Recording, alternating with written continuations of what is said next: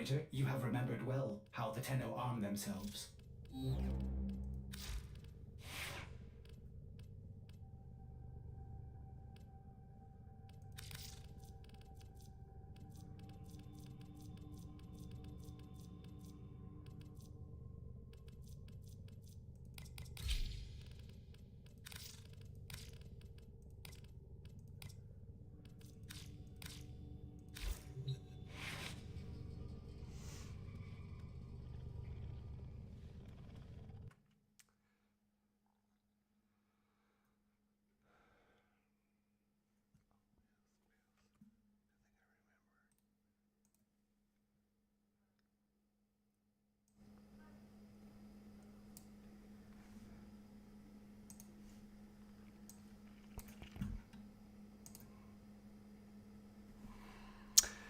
All right, we're back, and we're ready to rock and roll tonight, and this is day number 587 or 588. I keep losing track. I don't remember which day it is, and I'm not going to try to figure it out.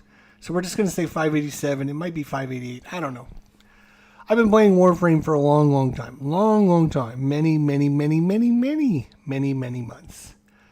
I've been playing since 2016, actually. I took a break for a while, and then I came back. Then I didn't play for like 2 years, almost 2 years to the date. And I've been back for like the last year or so and playing pretty regularly. And what I decided to do tonight is to share my Steel Path build, because I took this character out on Steel Path earlier tonight and was almost falling asleep. It was so easy. Like, literally falling asleep. It was so easy.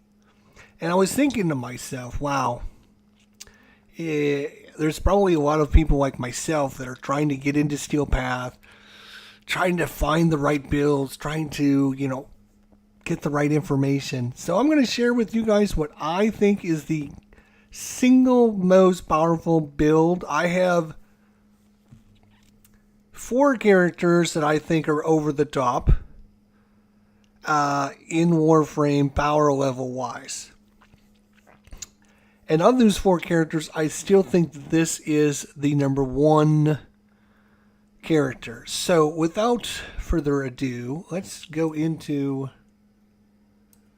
the game. As you can see, I am a master rank 30 player. And you can see my little stone token there to kind of show off. All right.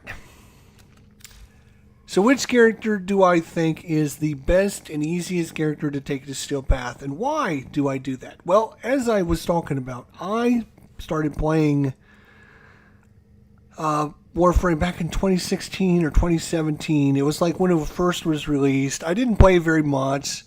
Kind of hit and miss for a while. Then I really got into it for a while. Then I became so obsessed with it, I decided to quit it because I'm like, this is not healthy. I'm spending every waking moment looking up builds and playing, and so I just quit for like 2 years and decided to come back about a year ago. And I said to myself, if you go back, you're just going to have to just not do what you did before, become obsessed with it. So the reason I mention all that, and I think it's super important, is because the way that we used to do things in Warframe and the way you do things now are a little bit different, but you can use what you learned in the past that really worked to help you with things that you now are doing in the current edition of Warframe. Obviously, some things have been adjusted and nerfed and this, that, and the other thing. But one of the things that was always super powerful when it was first released, and I'm going to switch over to this character. The spoiler alert, here we go. It is Gara. Without a doubt, in my opinion, is the easiest and best character to take to Steel Path. And we're going to talk about that, okay? And explain why. All right, when you go to Steel Path, there are a bunch of things you have to think about, okay? Things you have to, like, what am I going to do about this situation? Steel Path enemies hit you a lot harder, right? So you have to have pretty good defenses, you have to have good resistances, you have to be able to kill them very quickly on a regular basis. How would you like to walk up to an enemy and do 3.5 million points of damage just by standing next to that enemy? That's what Gara can do. You also have to worry about your life and your resistances and your health and how are you going to prevent damage and all that. Well, Gara has 90% damage reduction built in right off the bat. And then last but not least, obviously the pesky acolytes and the violence acolyte who will turn everything off and completely ruin your day. So the way we get around that is we subsume the ability Silence in our number 3. So we got our a passive ability which creates a radio blind for 10 seconds whenever she casts an ability. Her Shattered Lance is her exalted ability, which is amazing ability. Her Shattered Storm. So this is what I was talking about. So the way when Gara was first released, what you would do is you would cast Splintering Storm. And then as your Splintering Storm, every time you cast your Mass Vitrify, it sets the countdown to your Shattering Storm. So you can constantly keep your Shattering Storm up as long as you're casting Mass Vitrify. Mass Vitrify, Mass Vitrify. Every 15, 20, 30 seconds. You know, whatever it takes. And then as long as you have that up, you're just building up these defensive wall around you. You see right on the screen, it's a damage reduction of 90%. So you're not taking any damage. Hardly any damage whatsoever. It gives you a damage multiplier, and then you're doing damage by just walking around the map, killing all the enemies. So Gara's got the, and I don't know why or how, but Gara, ever since she's been released, has been one of the strongest, best characters that nobody ever plays. You hardly ever see Gara being played. I don't know why. And in my opinion, she is the easiest. We're going to be doing a 30-minute survival here in Steel Path, and we're going to show you how simple this is. So let's get to the build. So first, let's talk about the shards. The shards are kind of important. You know, if you don't have shards, you know, try to work your way to getting these shards. But what you want to get is some max energy shards. You want to get 3 max energy shards. There, you don't need Tau. You don't need the big boy ones. You can just use the regular ones. Give you 50 energy, 50 energy, 50 energy. The reason for that is because you notice we're not using Prime Flow anywhere in our build. So we only have 375 energy. And the reason we have 375 energy is because we have 150 energy here in our shards. So by having those Archon shards, it frees up a mod slot for us so that we don't need to put Prime Flow up here, which gives us access to be able to do other things. If you don't have those shards, I would recommend you get rid of Streamline and put Prime Flow in there. Give yourself a nice energy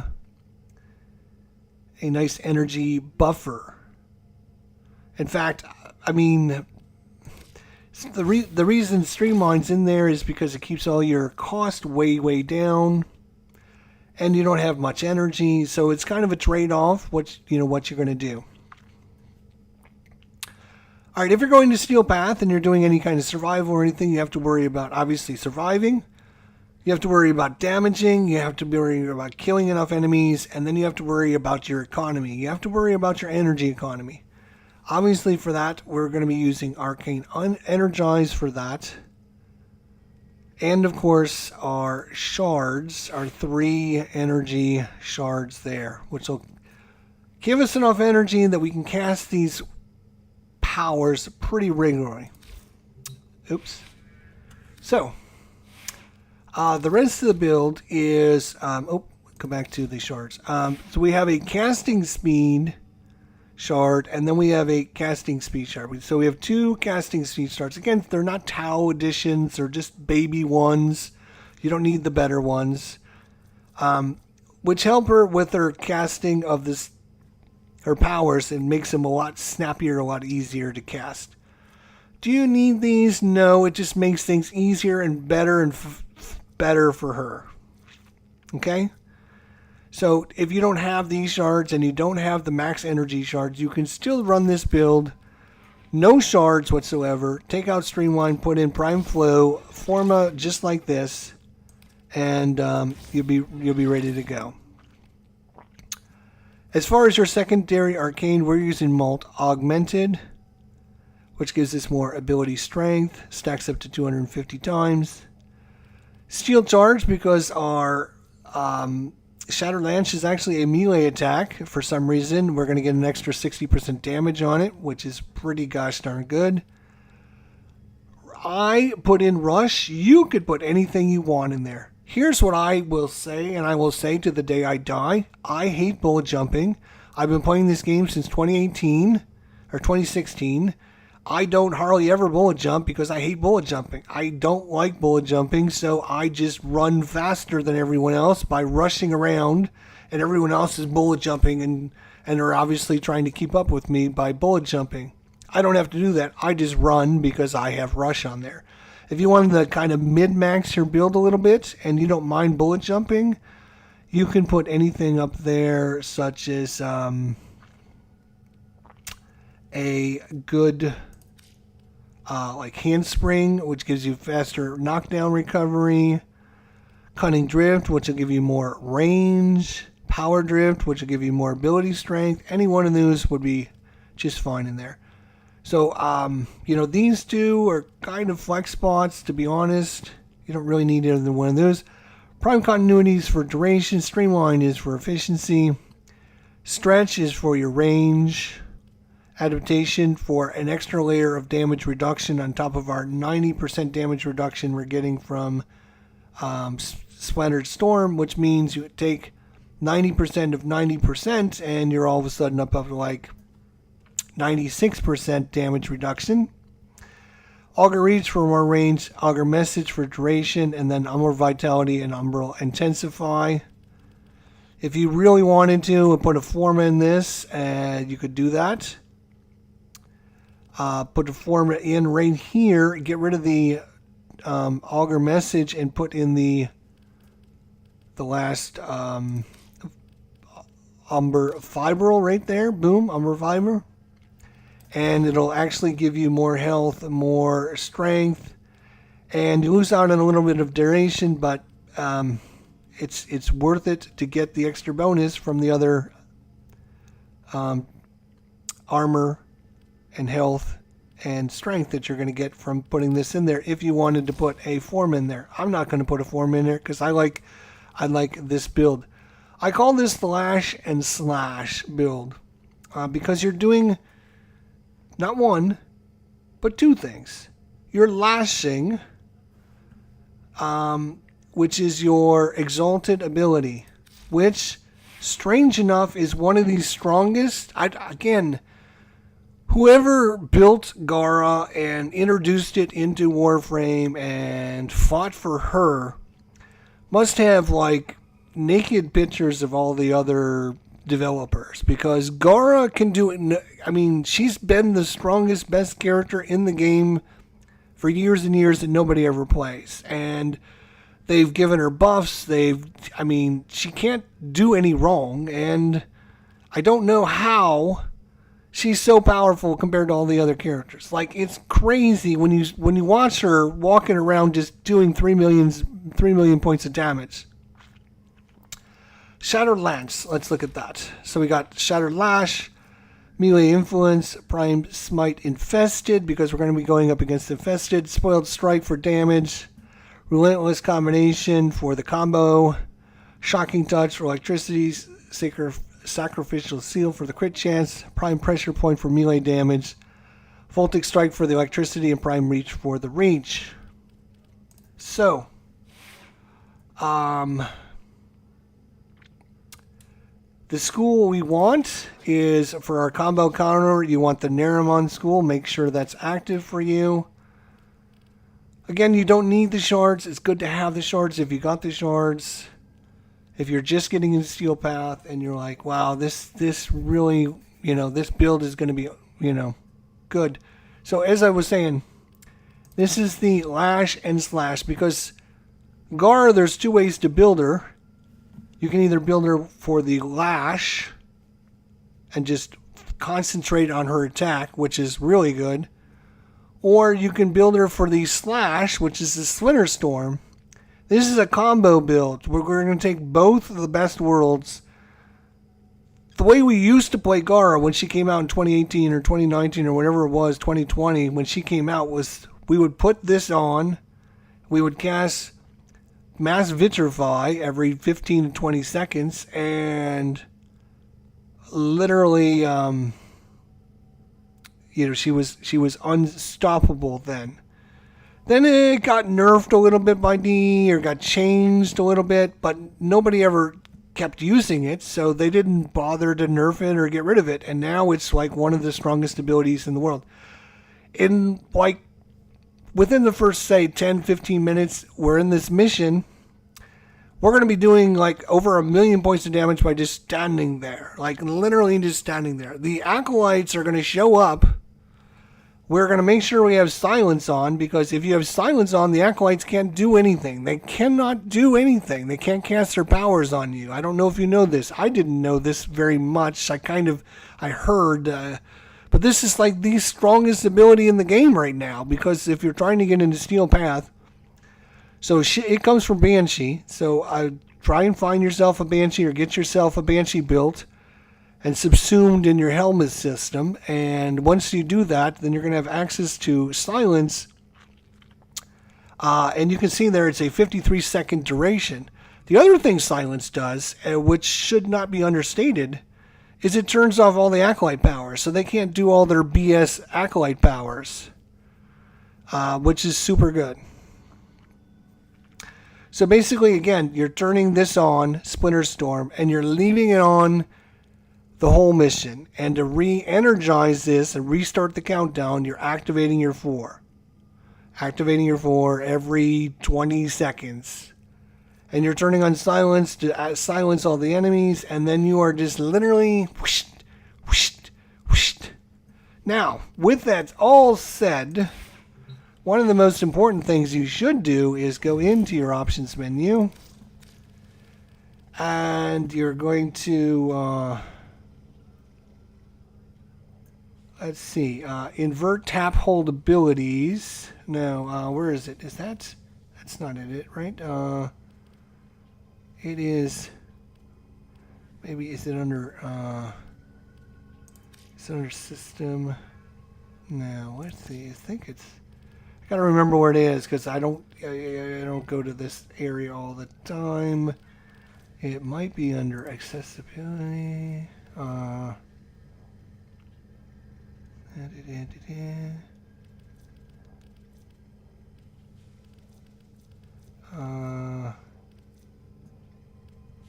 HUD colors, really?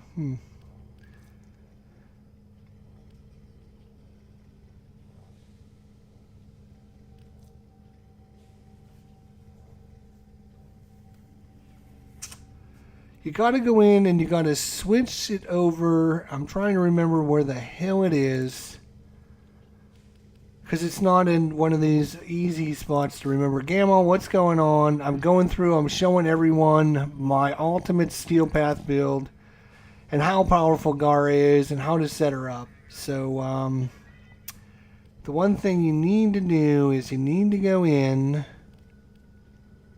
It's got to be, let's see.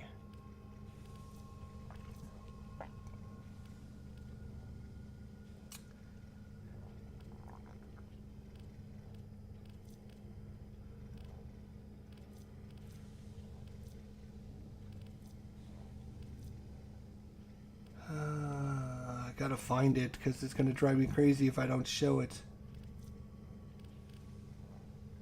God damn, where is it?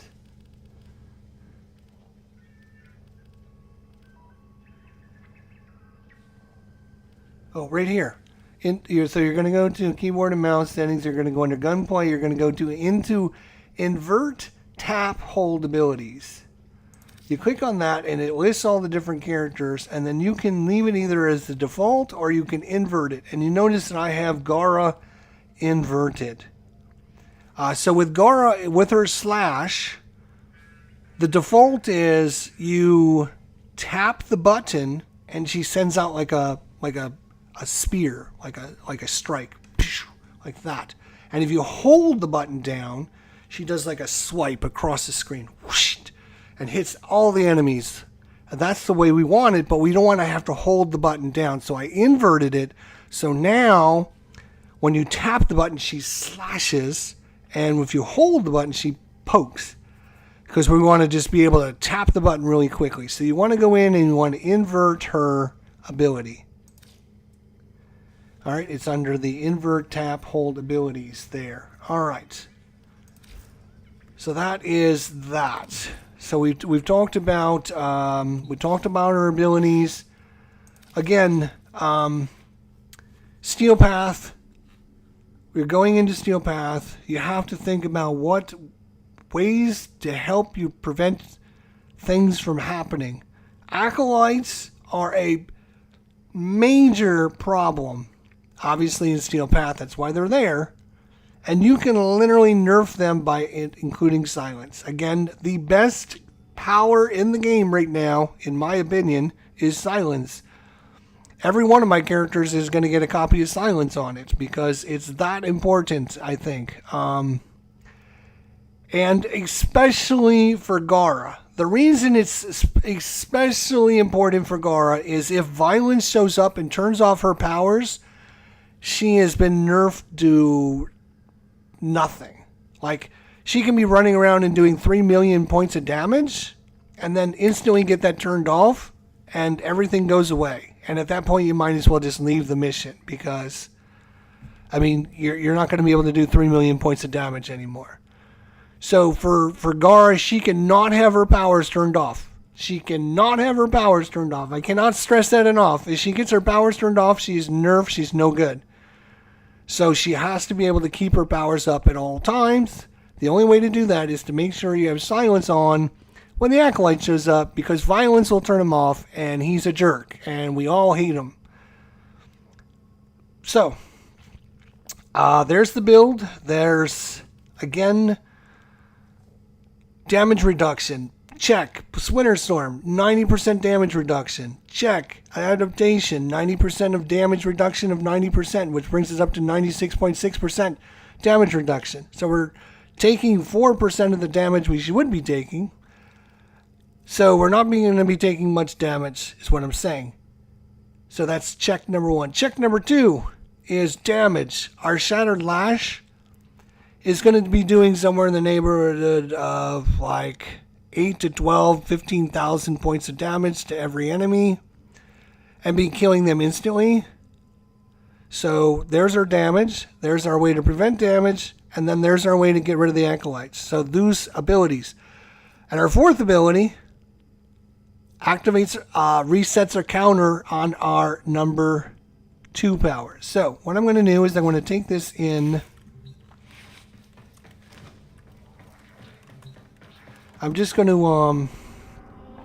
we're going to go to Steel Path, and I'm going to go into, I just want to go into Annie here, just to show you guys what I'm talking about. Oh, damn it! I didn't mean to get in the group. God damn it, sorry, I'm going to have to back out.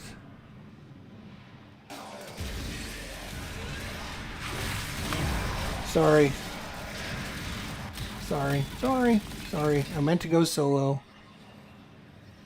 I didn't want a whole bunch of noise going on in the background. Alright, let's try this again. My bad. I apologize. Solo.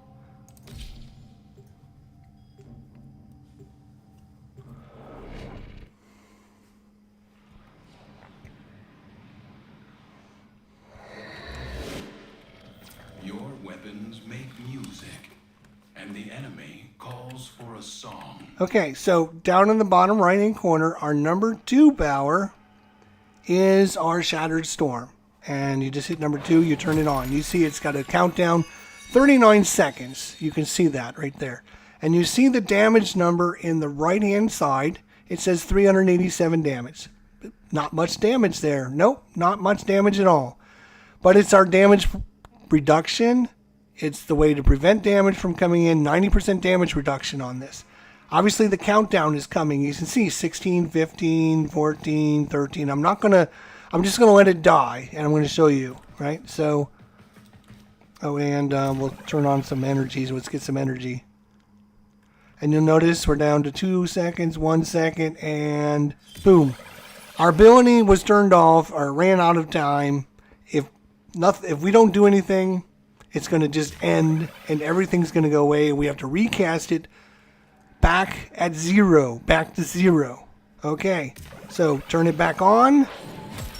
Okay, there we go. And you can see it starts at 39 seconds and counting down. Counting down, does it count down, does it count down, does it count down. Now, we take our number 4 power, we activate our number 4 power. We only want to turn it on for a second. And then we use our Shattered Lance to blow it open, and it'll reset the countdown. You can see our countdown is at 15 seconds. So we activate our number 4, turn it on, boom, and you can see the countdown got reset to 33 seconds. So, at 39, and then it started counting down. But notice the damage number. It's at 4,300 damage all of a sudden. Wait a second, what? Yeah, that's right.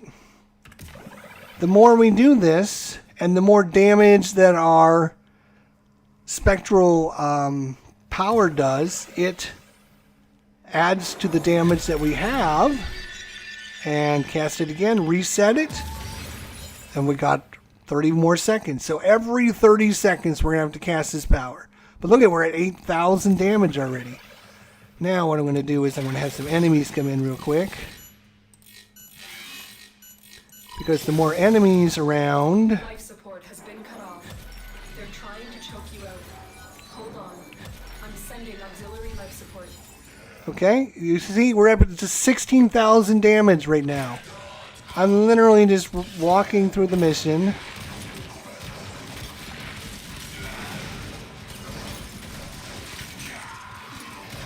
And enemies are dying by just me walking through the mission. Because I'm doing 24,000 points of damage to them. And now, cast it again. The more I cast it, look at that. Now we're up to 38,000 damage all of a sudden. Look at that. Hey, look at that. I haven't shot a bullet yet. I haven't shot my gun at all. All I'm doing is running around the map. Literally just have to make sure you have energy. Cast our number 4 again. Use our slash to blow it open. Life support incoming. And this is basically what Gara does from when she starts the mission till the time she ends the mission.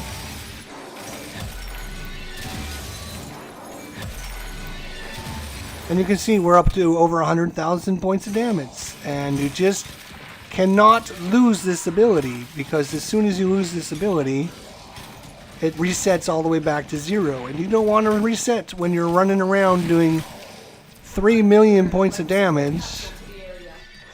Activating it will buy you more time. You don't want to reset it back to square one.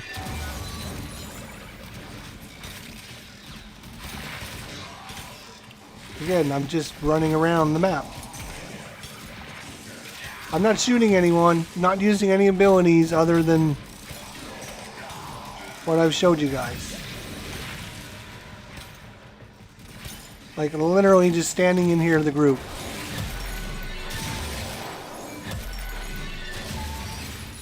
Just like that. These are Steel Path level 120. These aren't like, extremely high level, but we're literally just walking around killing them by just standing there. Obviously energy is going to be super important.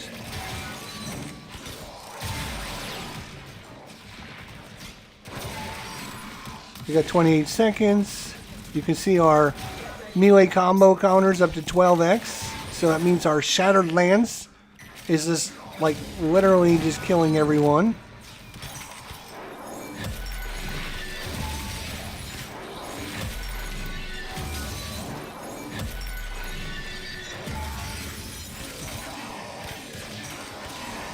Again, I'm not shooting gun. There's, you know, you could, you know, use your melee weapon. You could, you know, shoot with your gun. Whatever you want to do. Support capsule.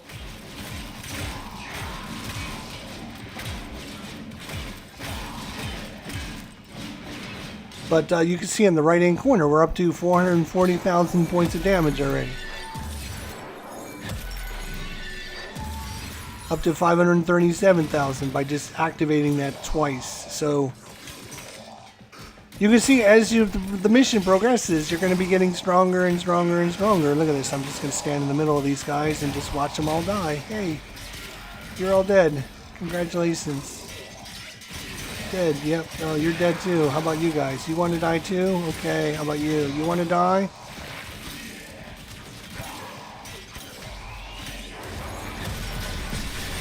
Uh-oh. Whew. Okay. So, that's a good point of things to talk about. Okay, here comes the Acolyte. As soon as the Acolyte comes, you get the flash, the Acolyte's coming, you turn on your silence. Acolyte cannot turn your powers off now. We are literally doing 600,000 points of damage by just standing next to this guy. I didn't even attack him, and he died.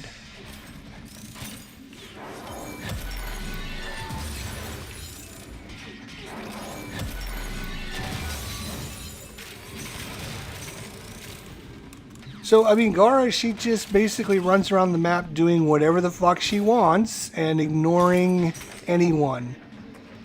The only thing that Gara cares about is two things. Number one, making sure she has enough energy to cast her number 4. If she doesn't have enough energy to cast her number 4, her second power will go away, and as soon as her second power goes away, she's dead meat. She's dead. She's done. She can't do anything. So you have to make sure you have the energy income to be able to cast your number The raid is off to a successful start. 4 power every 30 Go seconds. to extraction. And I've been doing a pretty poor job of turning my silence back on.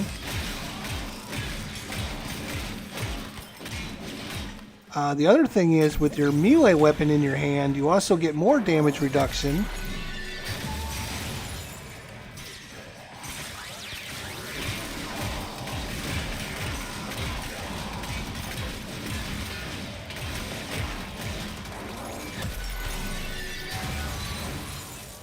And we're going to turn on our number 4 silence.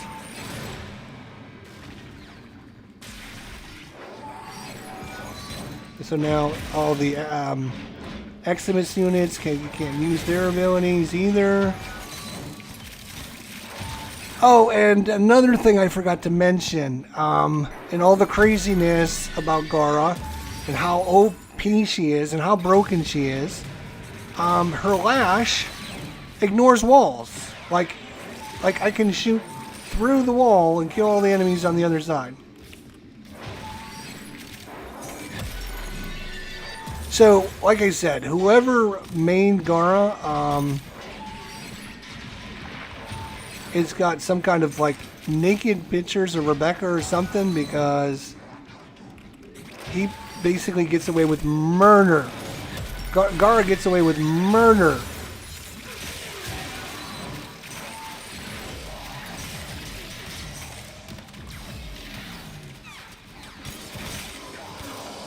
Again, I am not doing anything. I'm not attacking. I'm not using gun.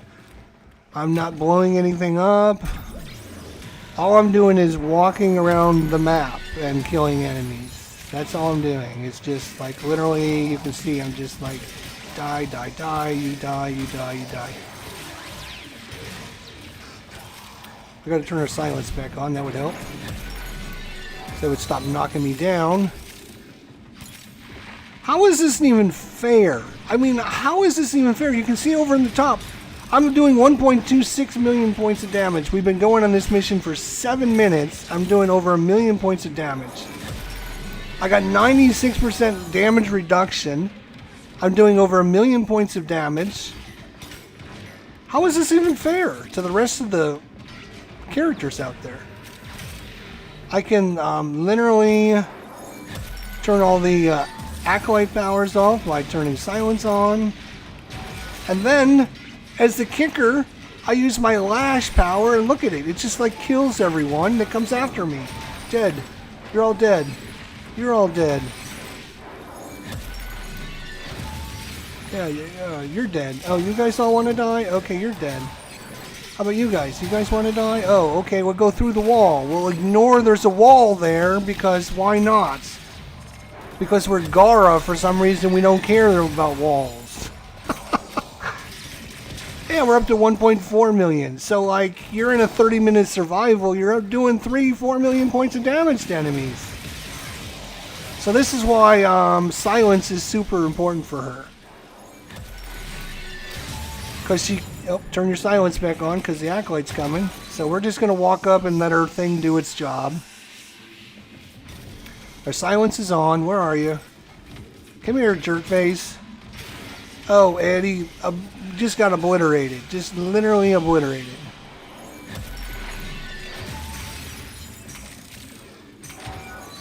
Okay, what about you guys? You guys want some of this? You guys want a little lash? You guys want some lash? Okay, you guys want some lash? Turn this on. Boom. Oh, yeah, we're up to 1.6 million now. Yeah. The most OP broken character in Warframe that's never used for some reason.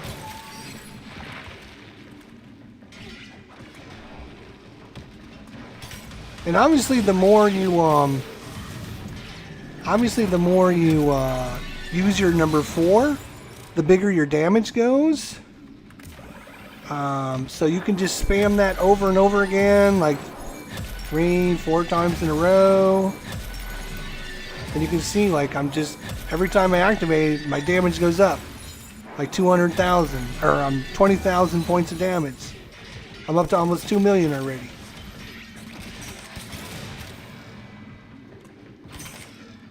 Now I'm just walking around looking for treasures.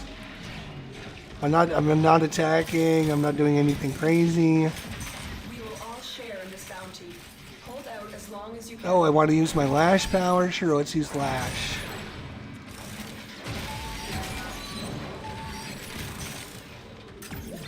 My 98% damage reduction. And that time I got down to 4 seconds. Because I was not paying attention. That is the one the one issue you're going to run into. Is you got to remember every 30 seconds to cast that ability. If you don't cast it and you lose everything, you're going to make yourself a very sad monkey. You're going to be a very sad monkey. Because right now I'm doing over 2 million points of damage, and I would hate to lose that. Like, 2 million points of damage is a nice chunk of damage to be doing to every enemy that I come across.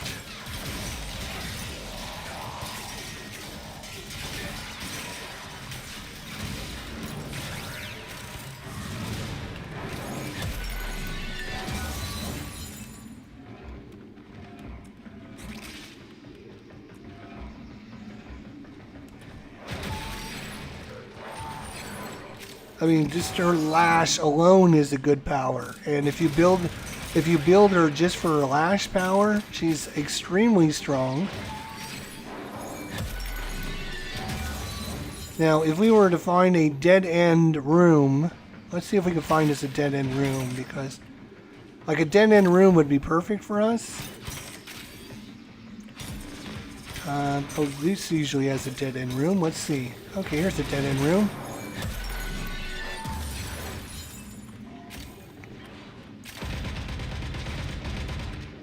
Okay. What I'm talking about a dead-end room is a room that has a dead end, so that enemies can only come one way. And now, all those enemies are funneled into this area in front of us, right there. So I can just literally stand there and just slash them all to death. Like, literally slash. Every 15, 20 seconds I slash. Make sure I activate my number 4. We're up to 2.3 million points of damage now.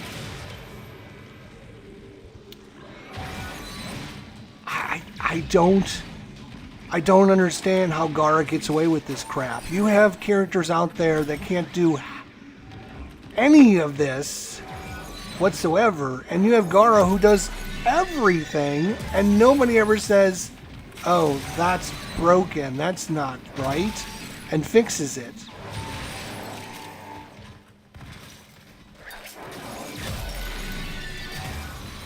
Well, here comes the Acolyte. We turn our number 3 on. Again, silence. They literally can't do anything to us. Look at this. I'm just going to stand here. I'm just going to literally stand here in the middle of the hallway. Come kill me.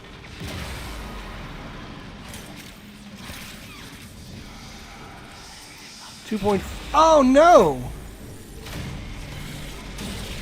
And he... What the hell happened there? I think I turned my power off. I think I turned my power off. Well, don't do that.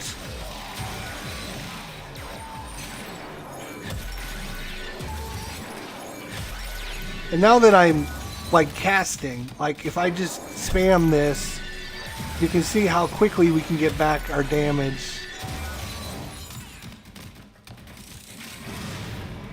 I think I forgot to turn the silence on, or our silence ran out, I think is what happened.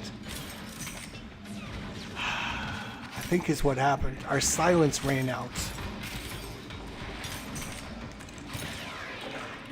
So you see how important silence is now, don't you?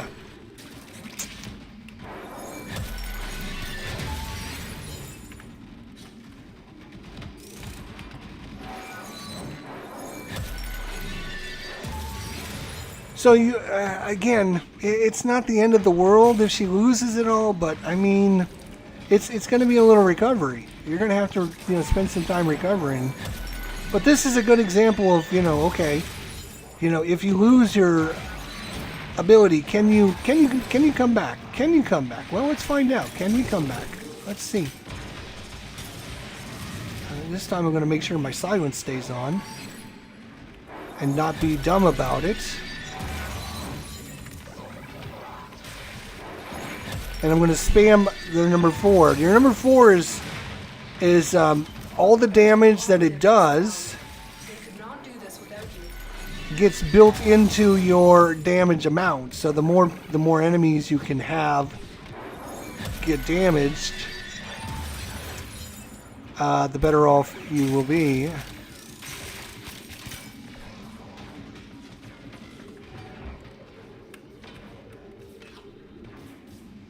So, I will say that I did that on purpose to show you guys.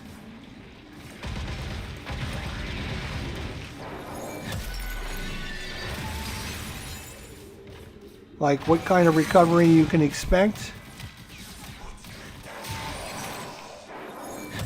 And that's why I don't turn on my silence until the until the Acolyte shows up. I normally don't turn my silence on, because I don't want it to run out when I'm in the middle of a fight with an Acolyte.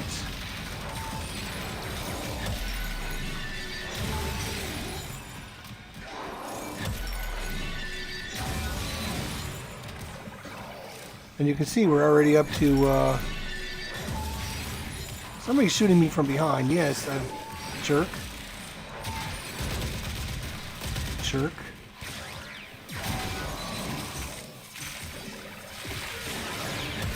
It's already back up to 690,000 damage, 747,000.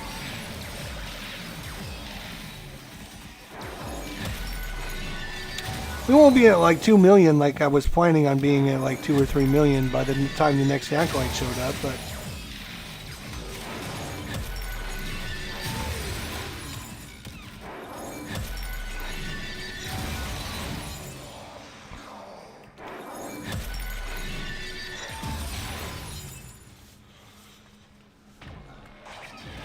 Not ready yet. All right. Look at all those nice... Oh, that's might even be a better room for us, actually.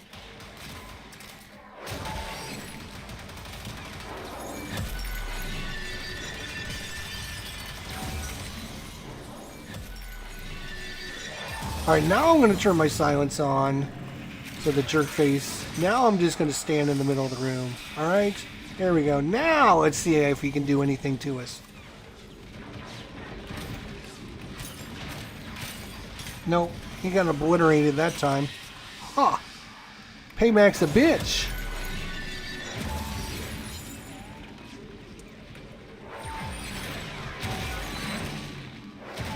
And that's the importance of turning on your silence when the acolyte shows up. Making sure it's not going to end.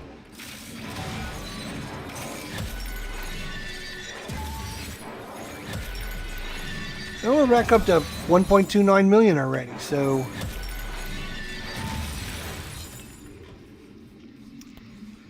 Not too bad.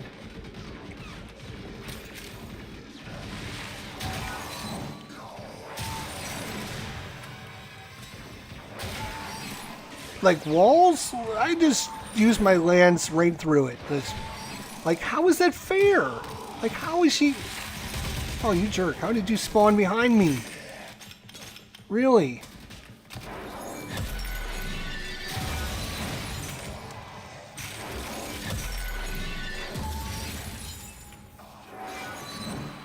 Like, how do you spawn in the room with the Warframe standing there? That's crazy.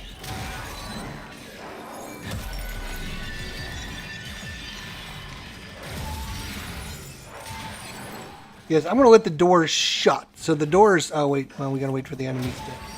And I'm just going to kill the enemies right through the shut door.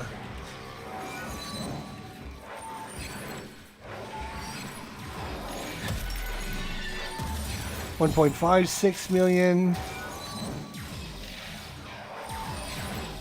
Oh, I have a lot of energy. Let's go out here and pick up all our goodies.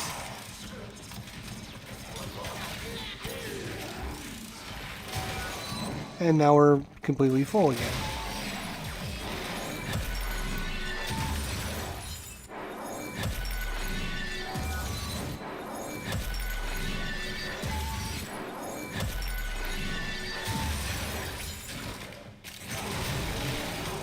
We're at 94% life support. We're in no danger except for when you frickin' turn your powers off.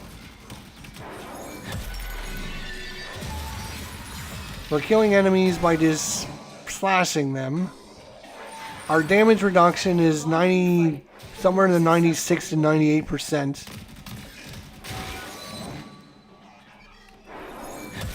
And it's very tempting to turn on silence. Again, you don't want to turn on silence until the acolyte shows up. If you can hold off until the acolyte shows up, it's going to make your life a lot easier.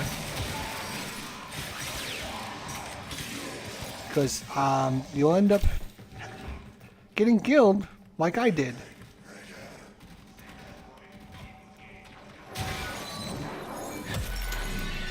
I guess the one downside, I guess, or maybe the one not great thing about this is you have to cast your 4 all the time.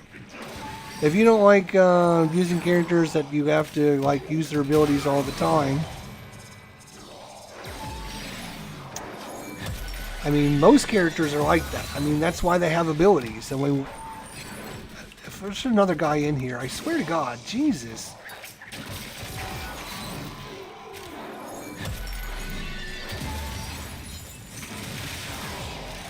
Kill all you guys. Again, I'm not shooting. I'm just going to run around doing 2 million points of damage.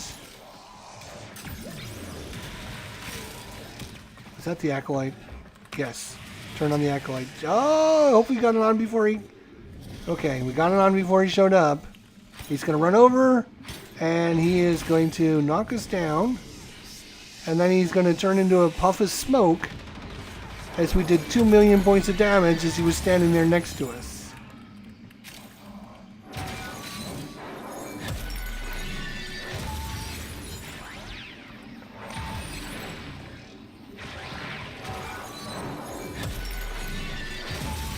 And now just imagine, we're doing 2.27 million points of damage. If I wouldn't have been a knucklehead and died and turned my power off, we would probably be in the neighborhood of 3 to 4 million points of damage right now. Which is, again, where you just literally walk around the map killing things by...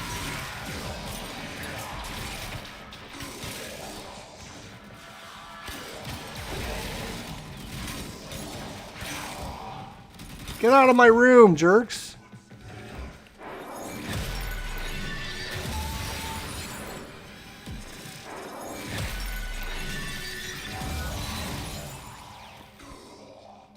So yeah, we'd be up to like 3-4 million minimum damage.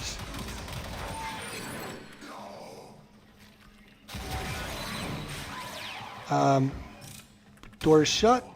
Oh, let the door shut. Let the door shut. Wait a minute. Is there a guy in here again? Gonna keep spawning in here, aren't they? So again, let the door shut. Come on, shut. Door.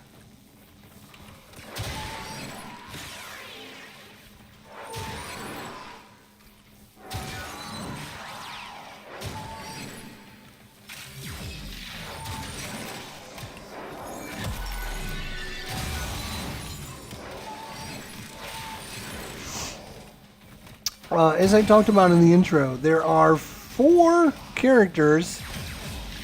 Oh, I need more energy. We are almost on energy. I guess that means we have to come out and get some energy.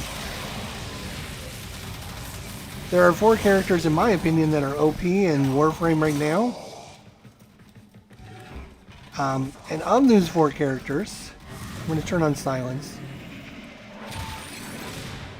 And if the Acolyte... oh, number 4.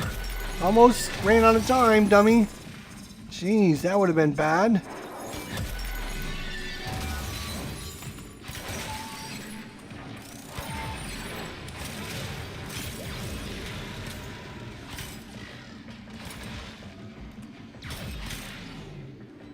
Okay.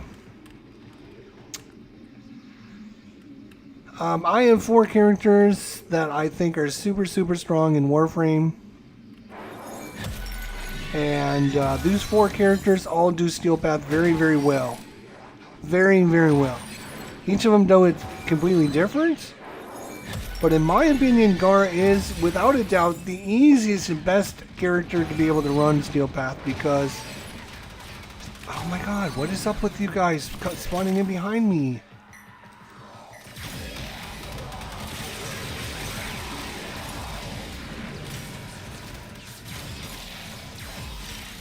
Share in this bounty. Hold out as long as you can. Sure.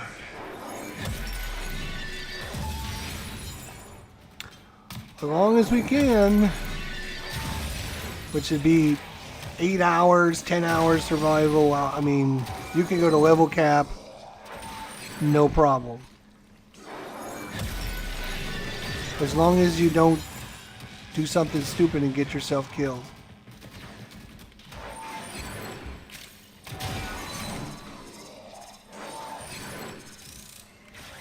And we're up to almost 3 million.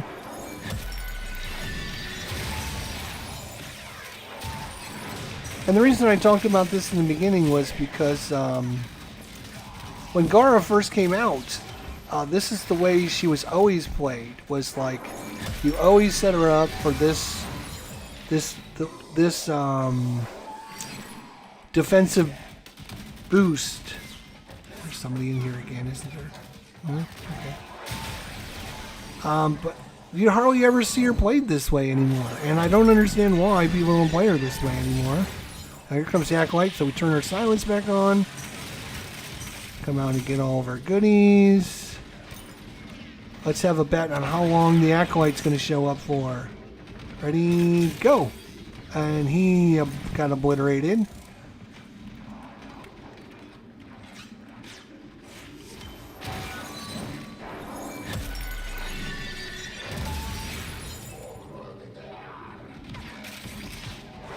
Good recovery damage already, says Gamal. Yes, I mean, We had that failure in the beginning of the game. But you can see, like, I'm already back up to over 3 million points of damage. And I'm not gunning anything, I'm just running around. Let's see what's over here. Oh yeah, there's some stuff over here. Oh, hey, we got a gem. I need gems. Oh, it's down to 3 seconds. Oh my god, I would have been so embarrassed if I would have let that...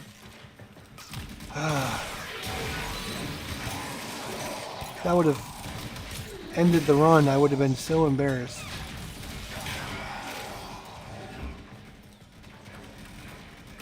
Again, I like dead-end hallway rooms. Rooms that, you know, the enemy's supposed to be able to not spawn in there with you, where it's nice.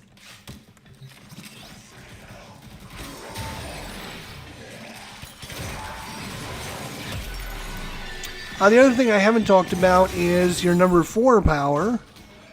When you cast it out, it'll actually do an explosion around it, and all those guys that just died from it.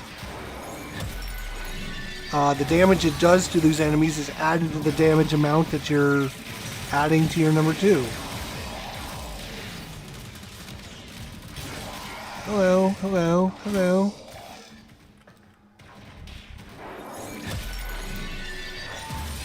So like if you wait on your number 4 to the right time where there's a bunch of enemies around,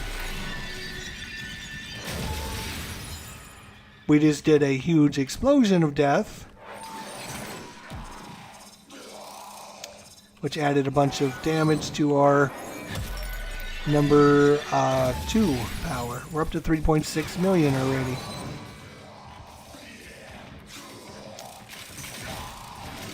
We're at 89% life support. We're not struggling with that at all, which is good.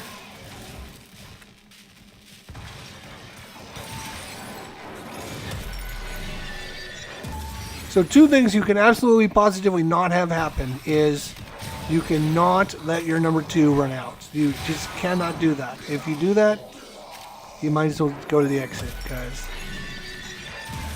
Yes, you can recover. I mean, it's not the end of the world, but it can be a, you know, depending on how long the mission is. Like if I'm in an hour's arrival and my 2 runs out, I could come back, but it'd be easier just to restart. And the second thing, and most important, is your energy economy. You must have energy to be able to cast these. If you go to cast your number 4 and you can't cast your number 4 and your 2 runs out, that's bad. That's bad, bad, bad.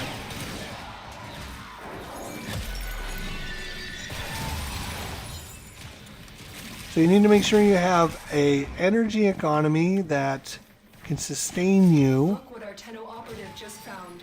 And you need to make sure your number two never runs out.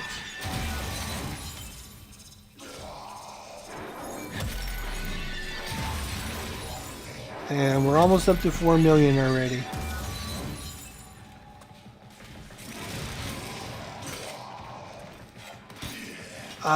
I would say, you know, I've been saying that there's 4 characters, in my opinion, that are super strong in Warframe. Of the 4 characters, Gara is probably my number 4 to play. She's not my favorite character. She's just super strong. Oh, here comes that Akbar. Like, what do we do? What do we do? We turn on our silence. Why do we turn on our silence? Oh, so he can't do anything to us. Hello? Oh, and he's disappeared. Just like that. We didn't even have to...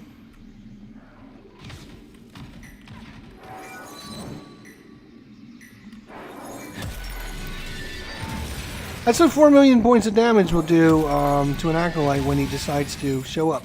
That's why silence is so important for Gara in this build. She cannot be stopped. The only way she stops is if you do something stupid and forget to turn on your powers, which I've done many times. or you run into a situation where you have no energy and you can't cast your powers, and then your 2 goes away because you're like, damn, I don't have any energy. So you got to make sure you have energy pads. Like, just make sure you know what your energy pad number is, because as an emergency, you can always put down a energy pad and get your energy back that way. But we've been going, what? How long have we been? 32 minutes, like.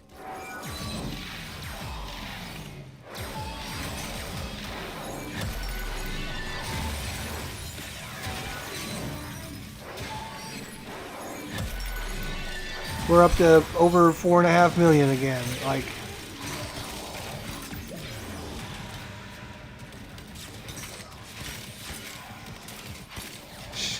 I don't understand how you can have such a broken character in the game. Like, this is, like, it's good because it makes the game playable for people.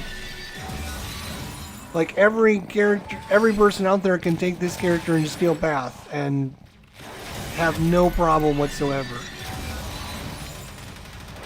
I don't see a lot of people using her, which is not my fault.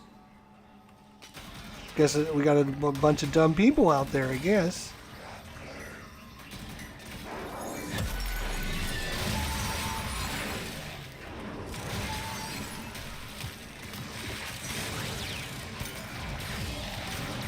Like, if you wanted to get into Steel Path, the first character I would go to is Garth. Like, her damage reduction is insane. The amount of damage she does is crazy. And there's not a lot, there's not a lot of, like, things you absolutely, positively need for her. I mean, we're going to go on an hour survival, and I'm probably going to fall asleep here watching, playing this, because it's like...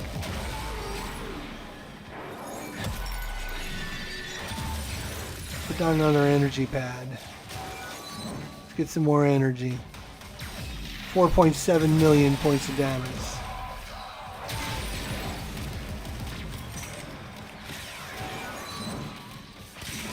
Again, if you don't like getting knocked down and beat up by all the Acolyte or by all the Eximus units, you can turn on your silence. I don't like turning on my silence until the Acolyte shows up because of what happened earlier. Speaking of the Acolyte, let's turn our silence on, because here comes the Acolyte. And it's Misery. How long is Misery gonna last?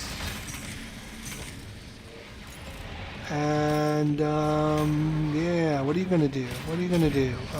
Yeah. He's casting his abilities. That's nice. And then he turns into a cloud of smoke. Okay. That was not very nice.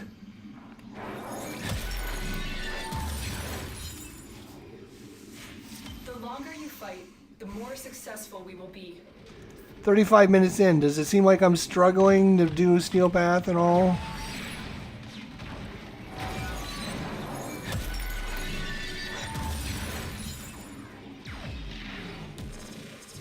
A hidden secret. Yeah, that's for sure. I never see anyone play her, and I don't know why, because...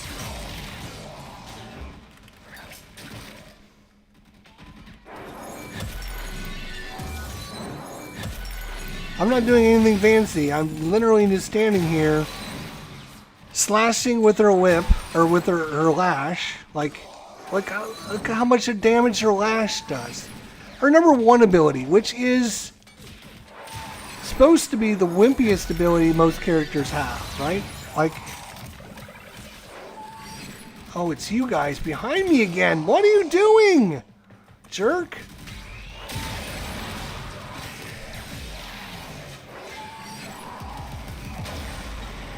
Oh, knocked our sentinel out. They knocked our sentinel out.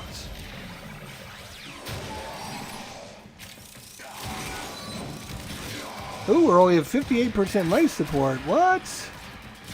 Why are you guys not dropping life support anymore?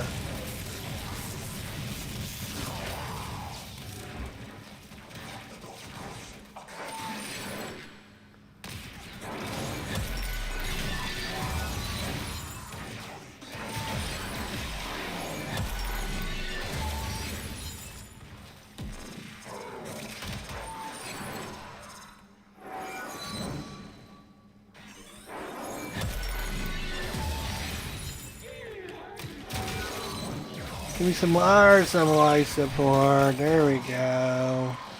I feel better now. We're up 58%. You know what? Let's go ahead and activate one here.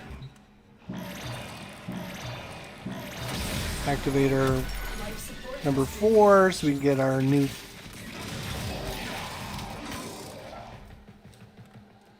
Whoa, there is a lot of guys here. Where are you all? They must all be downstairs.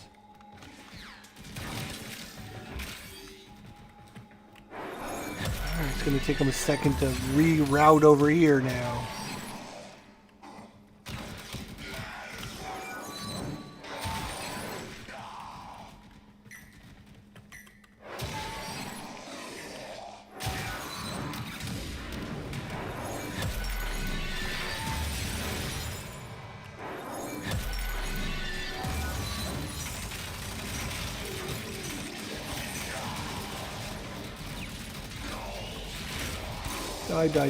Die, and you like it. If you want to die, you all want to die. Activator number 4. Casting speed on her is so good because she does have long animations on her normal abilities. So casting speed is very good.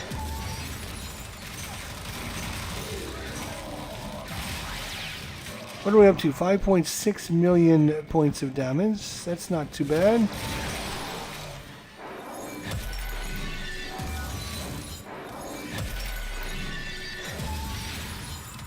Additional life support has arrived. Almost 6 million points of damage.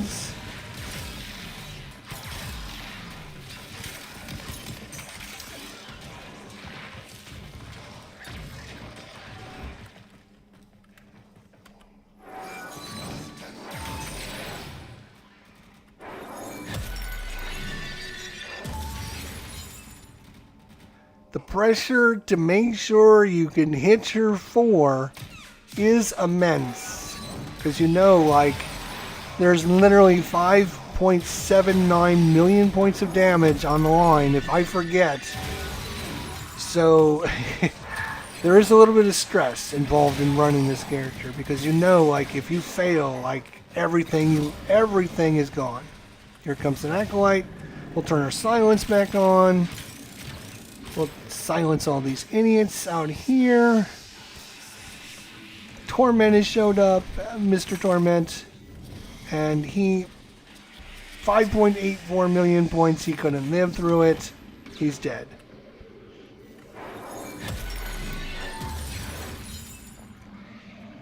I'm sorry. It's just the way it is. It's just too easy. We've been going 40 minutes. 40 minutes.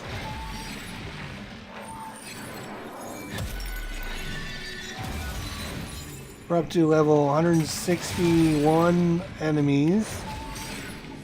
Not that that matters at all, because we're doing over 6 million points of damage. They could give us a little bit tougher enemies.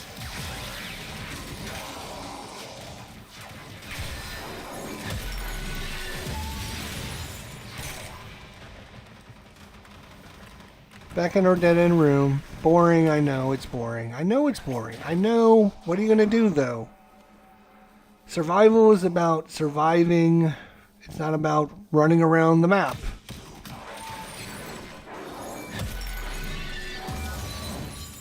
Dead-end rooms are your best opportunity to get every enemy to funnel into an area so you can press one button and slash them all and kill them all.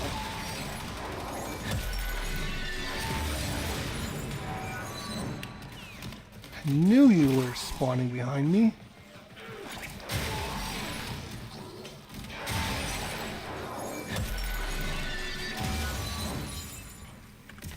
Let's get some energy.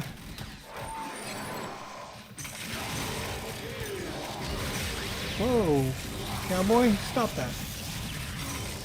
Again, I could turn all that stuff off by just hitting silence all the time, but I choose not to. I would rather wait on the silence and make sure it's available when the Acolyte shows up.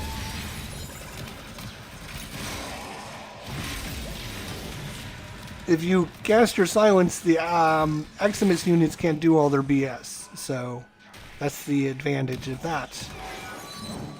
So if you don't like the Eximus units knocking you down and doing all that stuff, you can just turn them off by casting silence. But then you have to make sure your silence doesn't run out when the Acolyte does show up.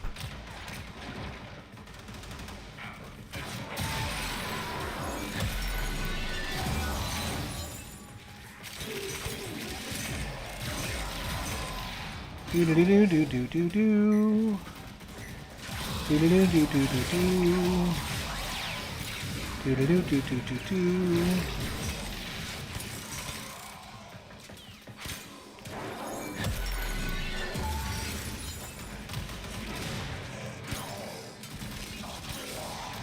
She also has one of the most unique powers in the game, number 4, her 4th power. I forget the name of it, but if you actually cast it when she's in midair, which you can do if you time it right, it'll actually flow all the way from her to the bottom of the ground, to the bottom. And so you can have this wall that's like 80 feet tall. Here comes an Acolyte, so we turn our silence on. Guess what? Like literally, we're going to stand in the middle of the room.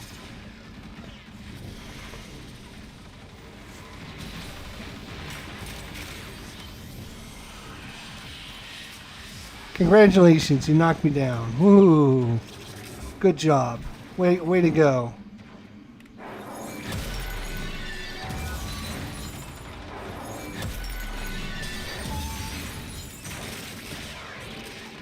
I know some people don't like getting knocked down, and they hate being knocked down. Like, they feel like they're inferior if they get knocked down.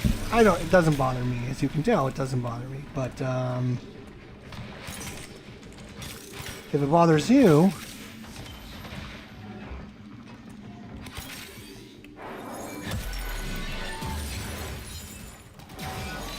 you can obviously just keep turning your silence on and they won't be able to do that.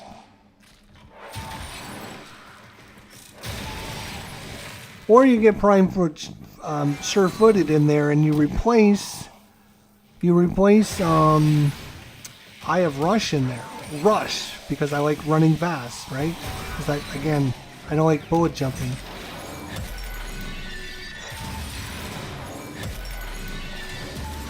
And like if you spam this, you could really crank out some damage.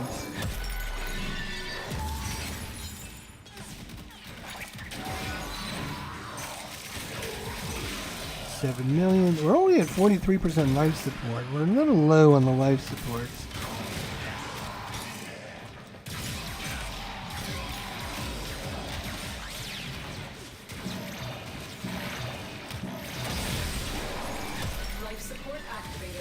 Make sure we turn this on. Again, I'm like ignoring everything. Life support activated.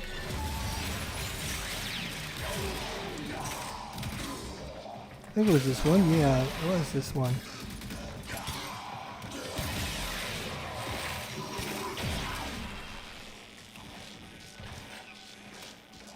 Do-do-do-do. And now it's going to take up a second, but now we're at 90% life support.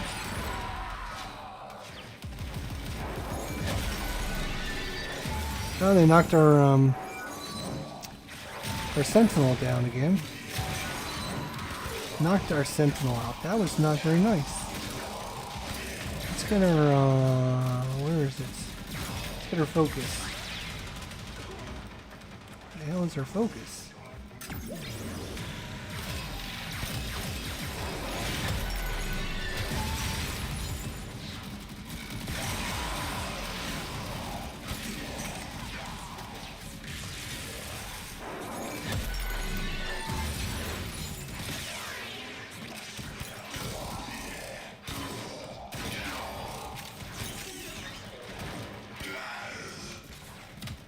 Alright, we're back in our room. I know it's probably very boring for you guys to see this, but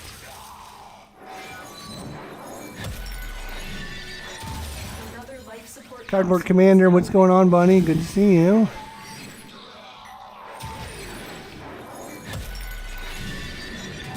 Up to 7.3 million points of damage.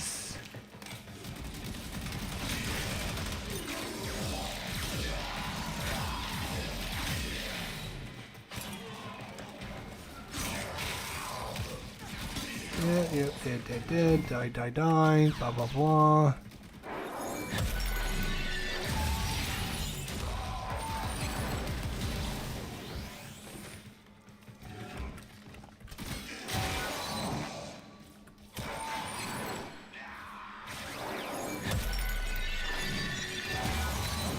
This is the Lash and Slash build. Again, it's not even optimized to... Oh, here comes the Acolyte. Hang on, let's turn our silence on. Okay, Mr. Malice. Oh, I need more energy.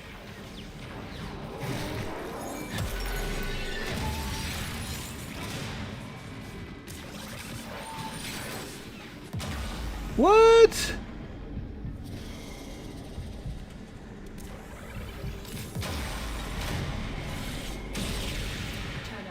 Extraction is ready. Wow, something happened there. Alright, we're done. Additional life support has arrived. 7.6 million points of damage gone.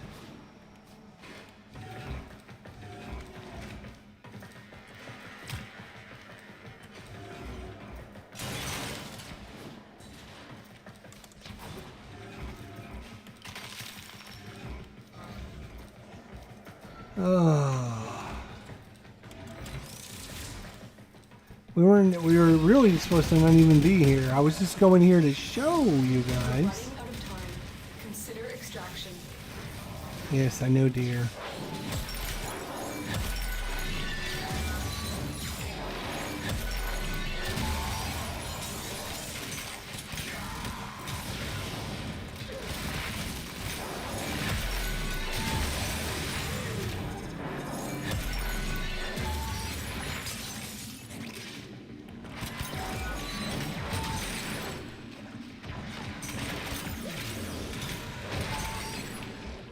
This one enough to get to 50-minute mark.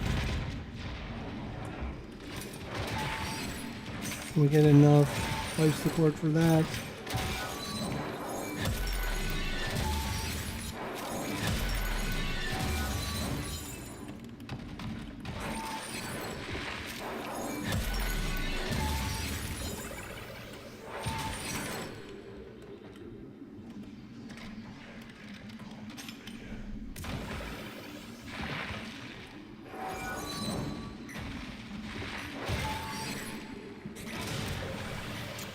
$49.40.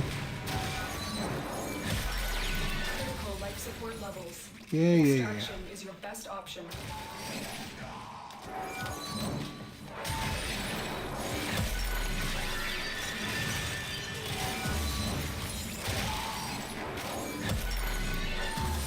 what our Tenno operative just found. They could not do There this we go. without you. Wanted to get that last treasure before we left. It is done, Tenno. You are running out of time.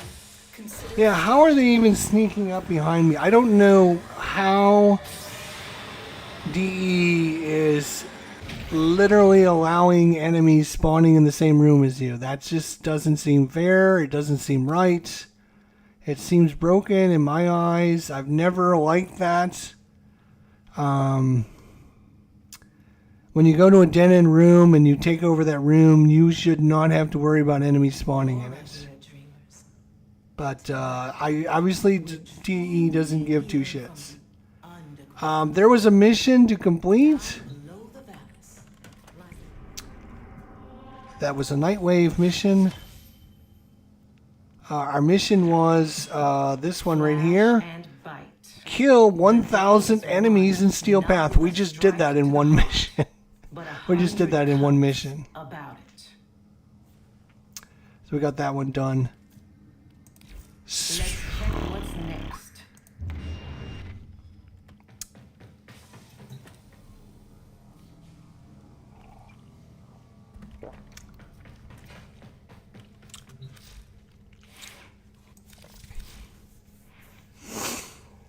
Again, if you have prime foot prime what is it? Prime full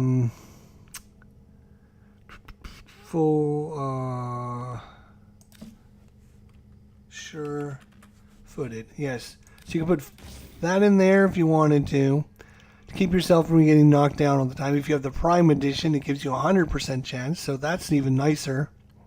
So you can put that in there if you wanted. Again, Operator, it's interfacing with either one AI. is fine. You could say we forged a new connection. I like being able to move a little bit faster, so I like that.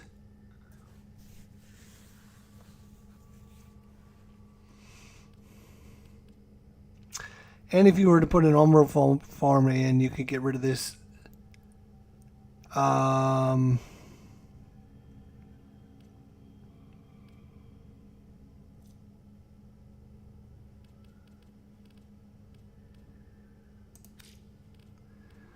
Let's see.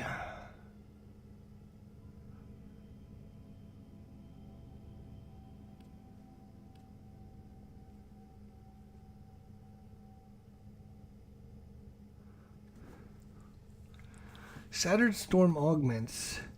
When Gara breaks her mass vitrifying with a Shattered Lash, enemies struck by the glass suffer Splinter Storm at 25% strength.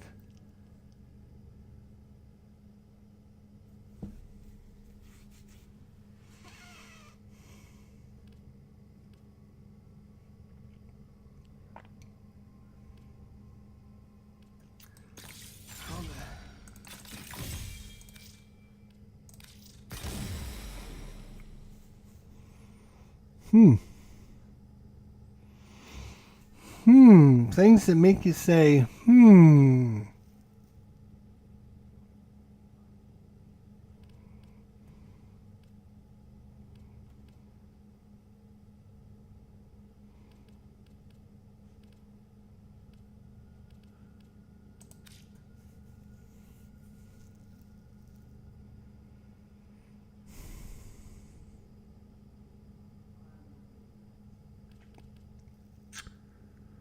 I think I'm going to actually change out the Streamline with the Prime Flow. I think it doesn't give you as good efficiency, but our efficiency is still 100%.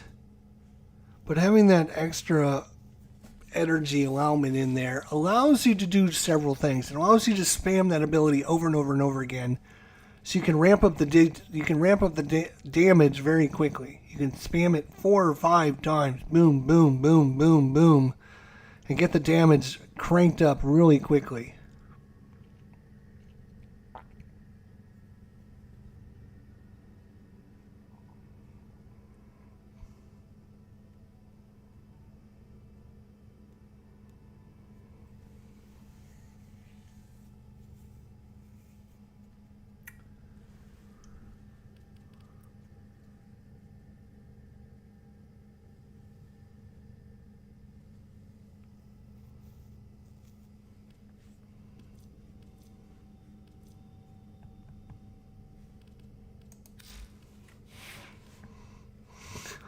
Because of that, I was wondering about maybe changing some of these energy shards in. If I was to replace these energy shards,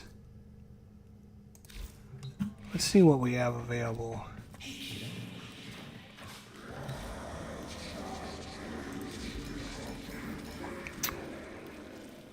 We could add some ability strength. We can also add some ability duration, which would be very nice. You know what? We are actually going to remove a couple of these. We're going to put in some duration. Make things last a little bit longer, obviously. Would be obviously very good for us.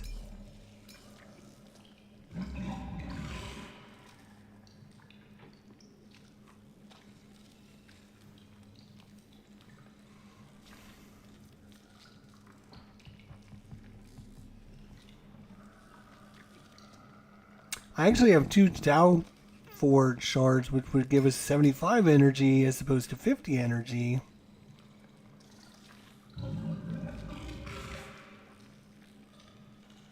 Almost 11 p.m. and I'm feeling it. Have a good night. Yes, you too. I'm going to stay up for a little bit longer. Probably run another hour survival here, but have a good night. We'll see you soon. Do we want to... You know what? Let's replace... Oh, we got a freaking...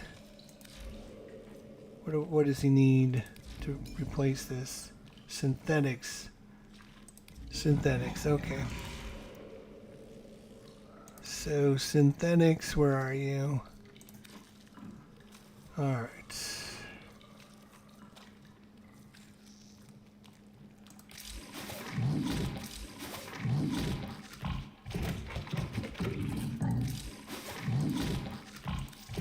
Okay. Let's go ahead and remove this. And you know what? We go for the 75 energy. So we had 250s in there. We freed up a spot by... Yeah, you know what? Let's go ahead and put a 75 in there. Alright, that's fine. I don't have a lot of shards right now. I'm just doing the best we can with what we have.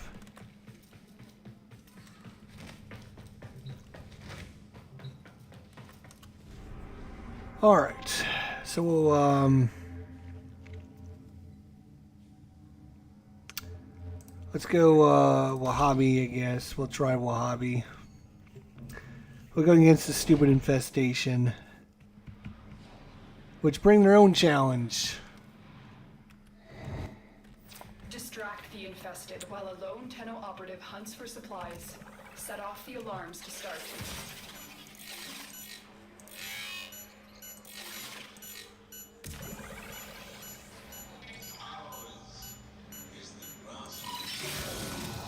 The Okay. infested are releasing toxic Turn on our 2.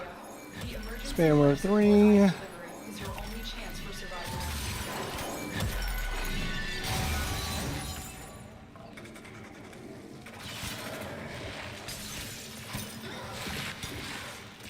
Oh, I might have overdone it.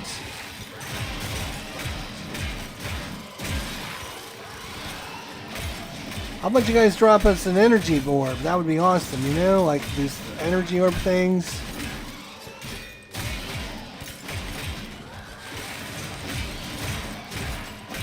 You guys are not going to do that, are you? Oof, was able to keep it alive. I'm surprised.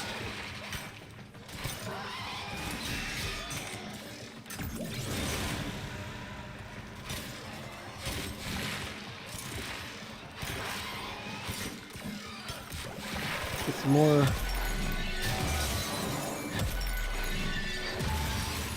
Tenno, prepare for life support.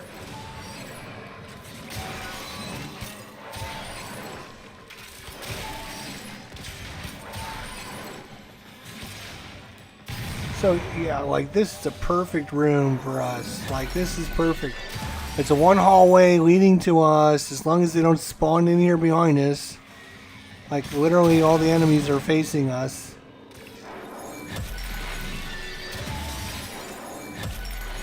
I delivered a life We can just cast Lash and just kill everything. will buy you more time.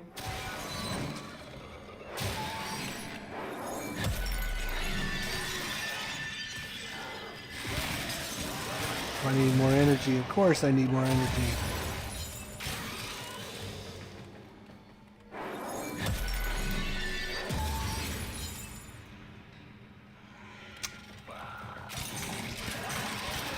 How are we doing with life supports?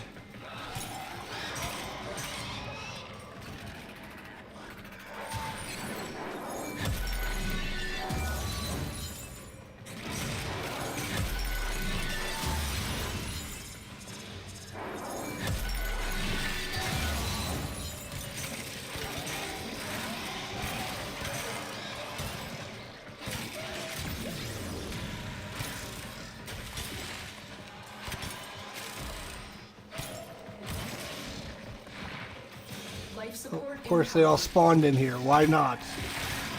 Why not? 19 seconds.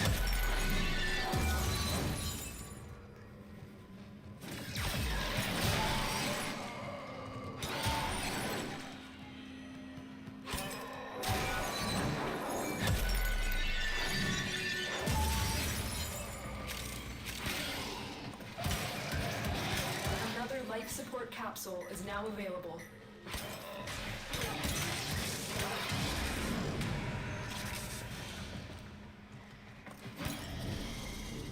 Alright, turn silence on. Here comes the acolytes. Turn this back on.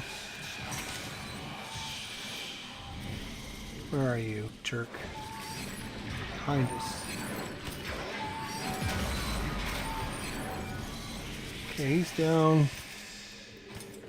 Need more energy, of course.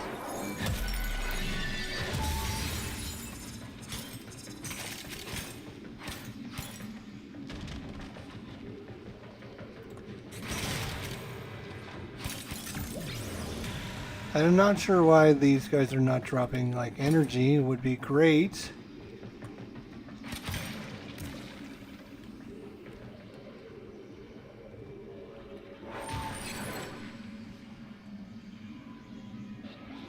Maybe the efficiency was better than the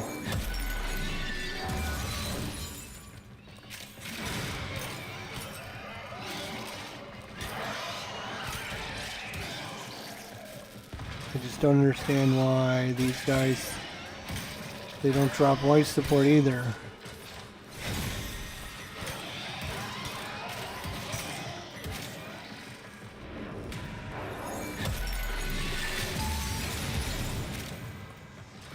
Watch it.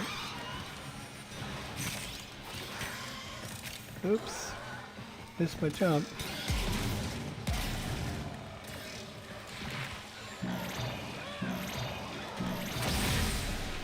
Life support has been replenished.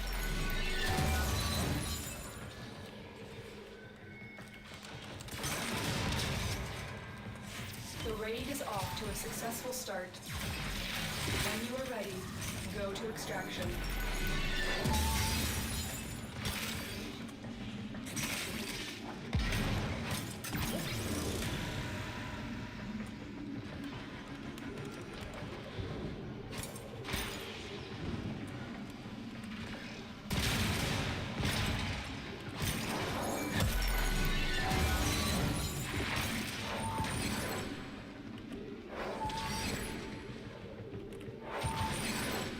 I think we're going to be a little more aggressive here. Trying to find things. Did you see that? There was a hologram of a dude standing there.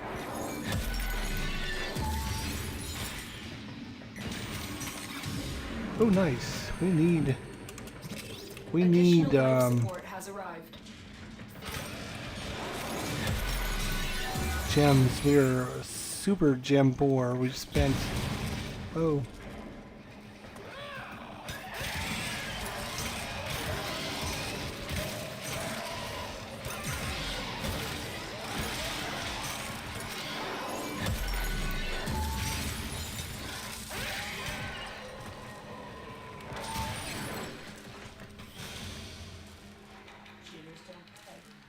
What happened? Cheaters don't pay. What does that mean? A lot. Oh, okay. Silver and everything. Actually, I'm gonna look at some. Good.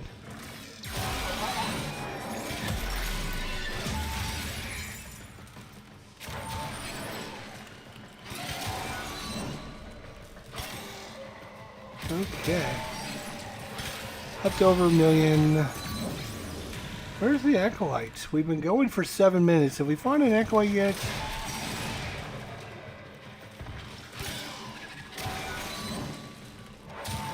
Yeah, we did. We did fight one acolyte. That's right. Okay.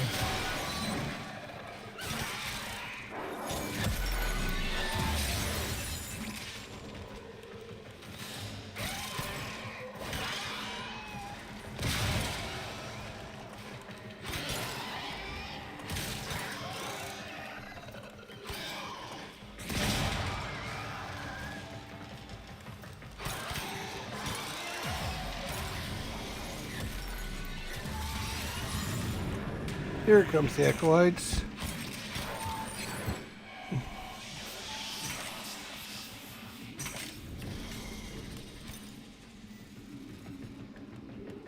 Where is he? Okay, spliced him in half.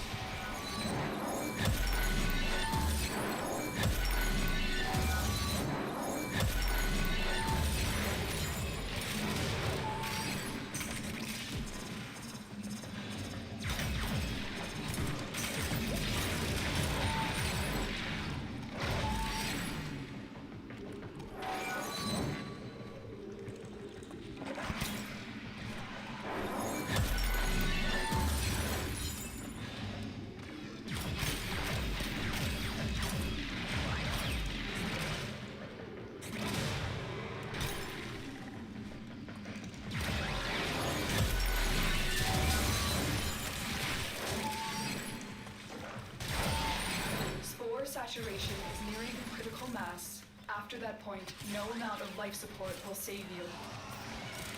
No. Oh.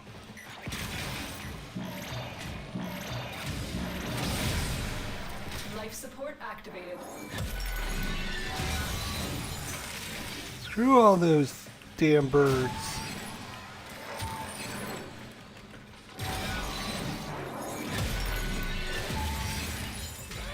Huddled up in a fucking corner.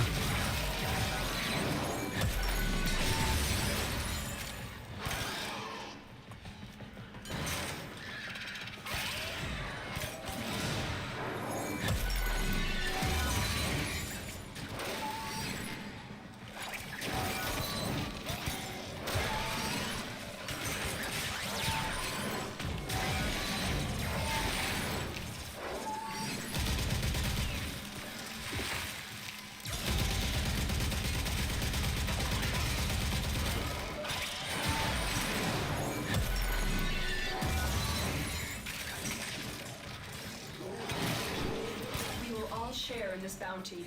Hold out as long as you can.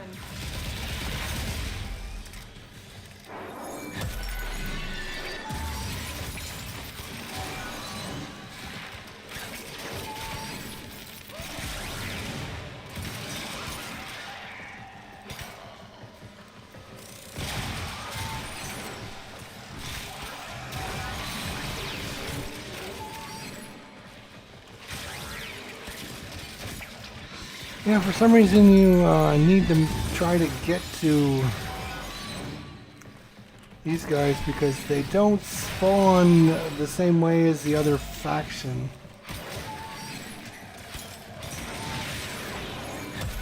They have these damn birds that like hanging out in a group all by themselves in the middle of nowhere.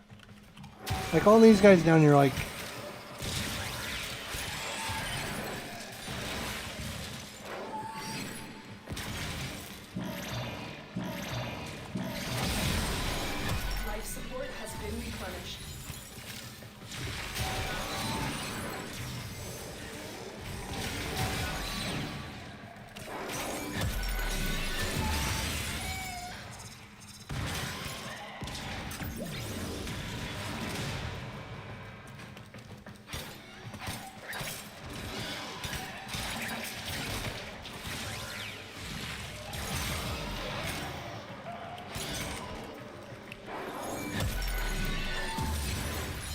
ooh, nice.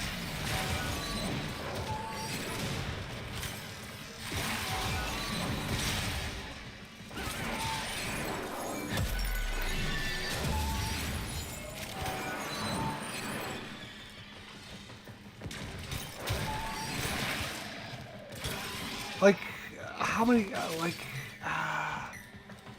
haven't seen that many acolytes. Where the hell are all the acolytes? Like, where are the acolytes not showing up? Like, I mean, yes, I know I kill them instantly, but come on. The game shouldn't, like, punish us because we're killing the acolytes so quick. It's not fair. It's not our fair that you got Gara in the game. It's not our fault.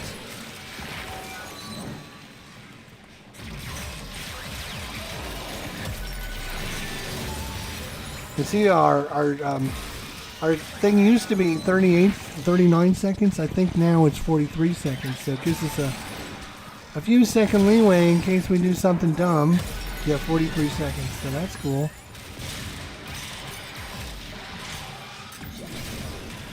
People are picking up our focus.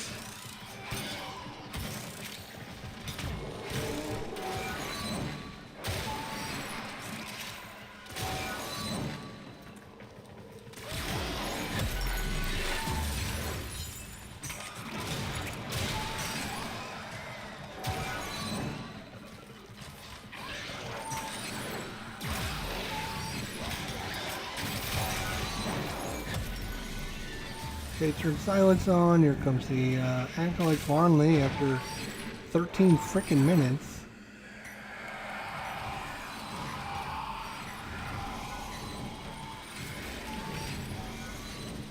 Two swipes of the sword and he's gone. I've delivered another life support capsule.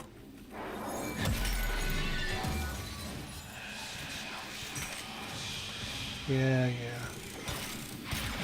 See, like, these groups of enemies are just all hoarded up in one spot. So you have to literally run around so you can kill enough of them so they drop enough life supports.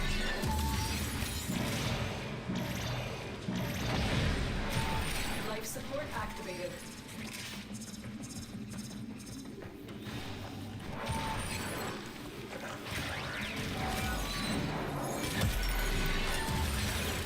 Oof. Gotta remember to do that every 30 seconds. Up to almost 3 million damage here. 14 minutes in.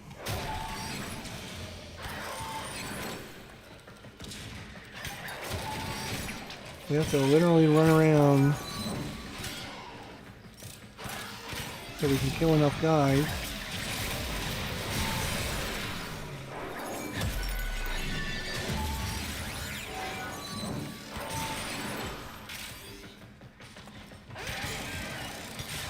Come on, die, jerk.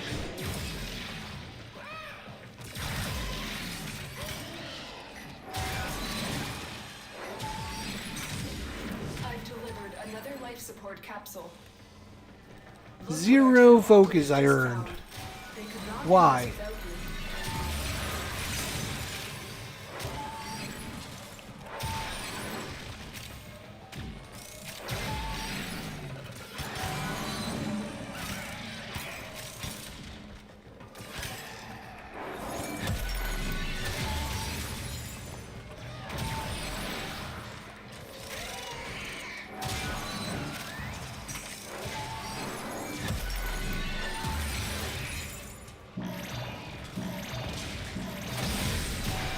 Life support has been replenished. I'm gonna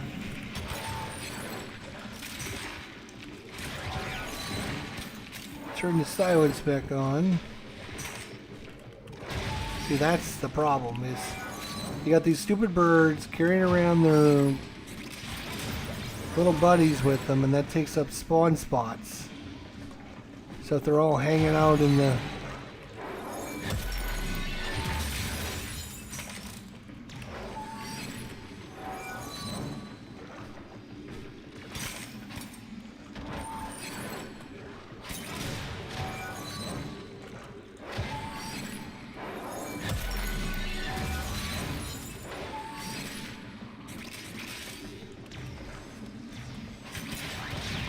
Additional life support has arrived.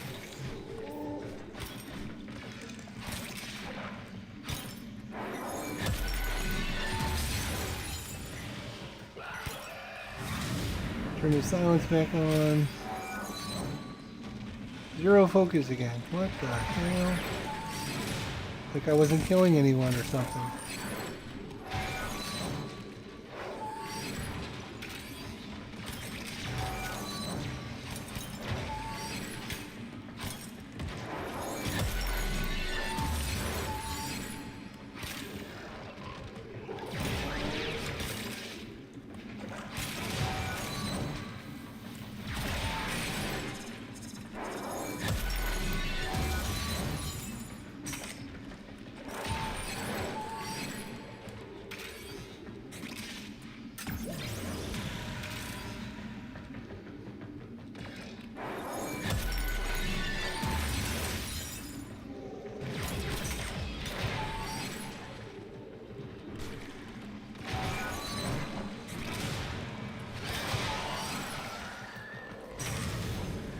Silence is over.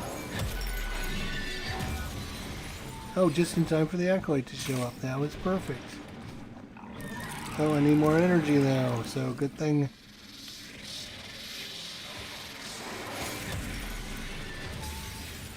See if we can kill him rather quickly, and we did. We're doing literally 3.2 million points of damage.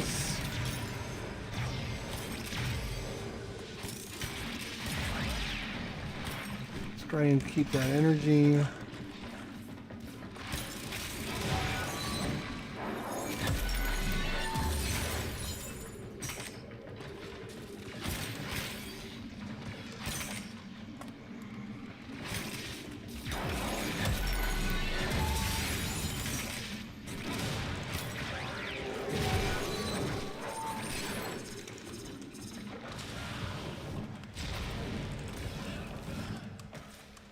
Don't do die, because if you die, you lose everything. Jesus, that would be bad.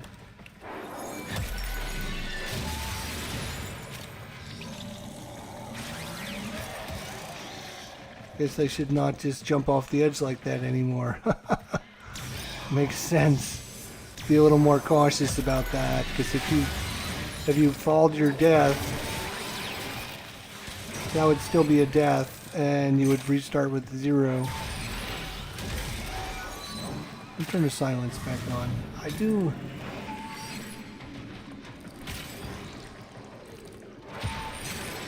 Silence is great with this stupid faction because I hate the birds and their toxic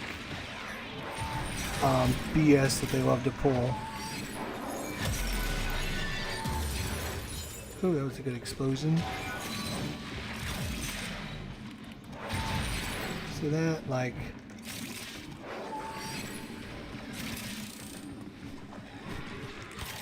Okay, hello. This is why I wanted to move fast, right?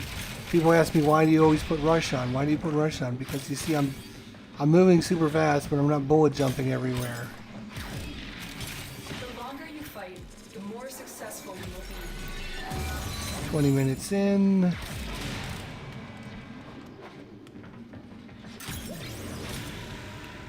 How are we doing? 34% life support. See, we're running out of life support again. Support activated. And I turned the silence off, which means they got to cast their abilities again.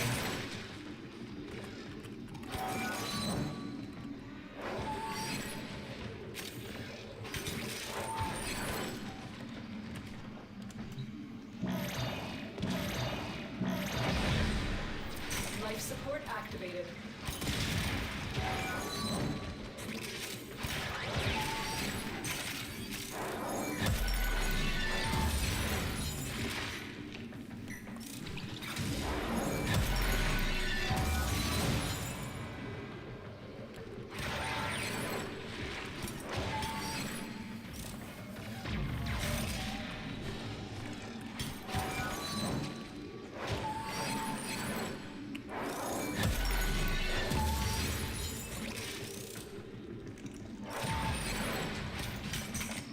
Alright, what are we at? About 20 minutes in? Yeah, 21 minutes in. Okay, not bad.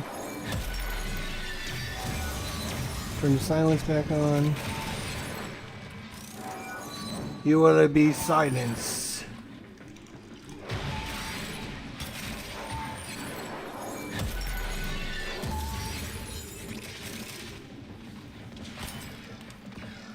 Go there. Silence, I say.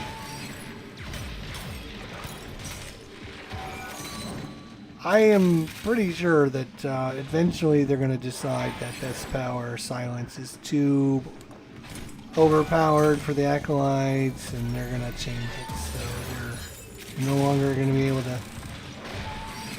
kill the Acolytes with... Alright, so we have 12 seconds left before... Oh, and he's dead. Okay, well, that was a challenge. Sure.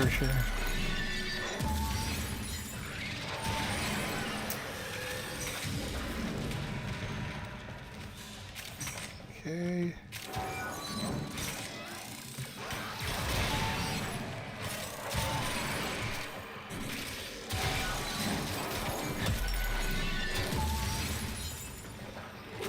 That extra duration is nice. We're getting the extra duration by changing out a few of the shards.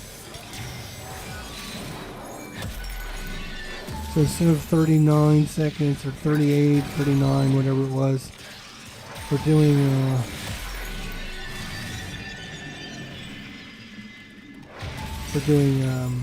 43 seconds, I think it is.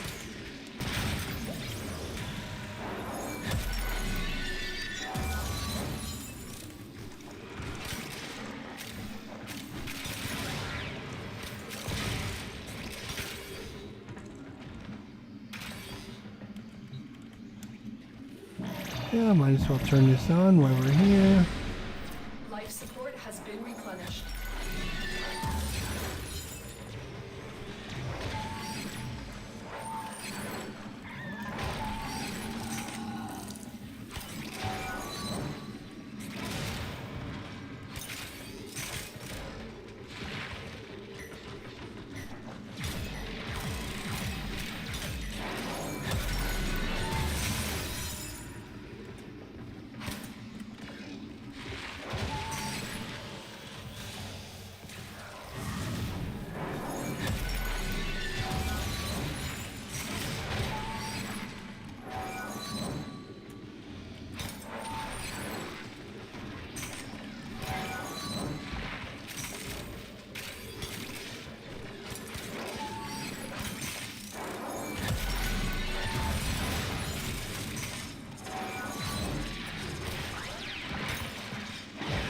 Mercy kill.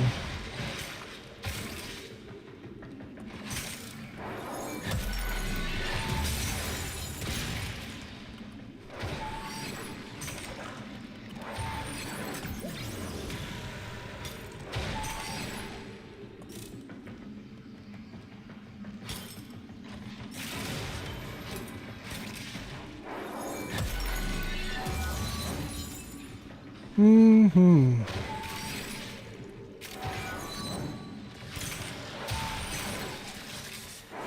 We will all share in this bounty. Hold out as long as you can. I did not mean to hit both of those, but that's alright.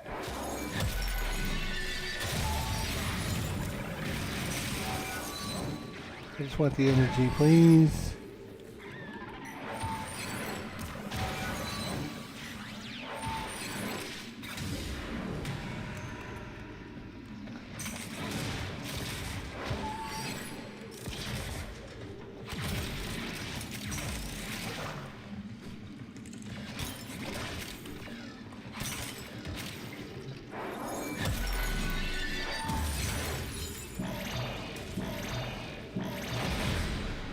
Life support has been replenished.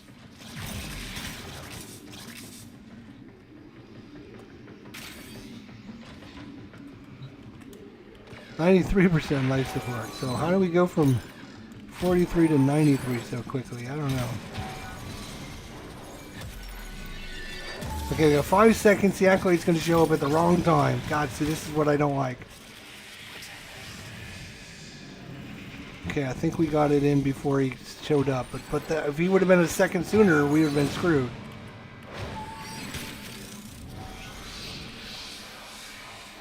We were very forcing it. Again, that's why I don't like turning on the silence until almost you have to.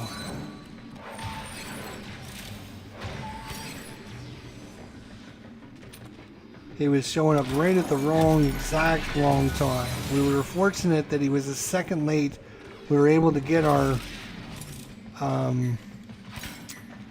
silence turned back on before he was able to spawn in. If he would have been able to spawn in before that, he could have turned our powers off. If it was the right Acolyte, yes, but still.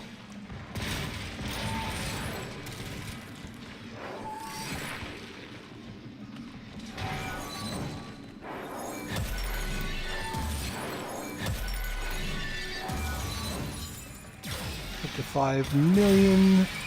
We've not died yet. We're very comfortable-ish.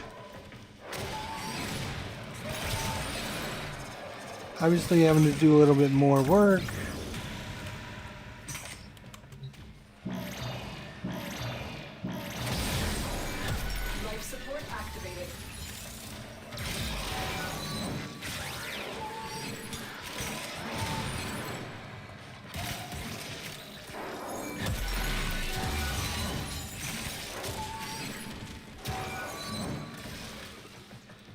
Have to run around and find the enemies to spawn.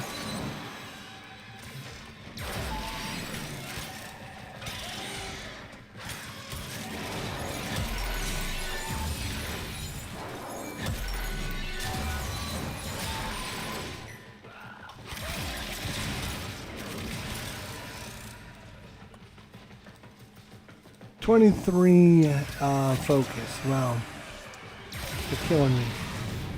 We're gonna turn our silence back on. It's been a while, so.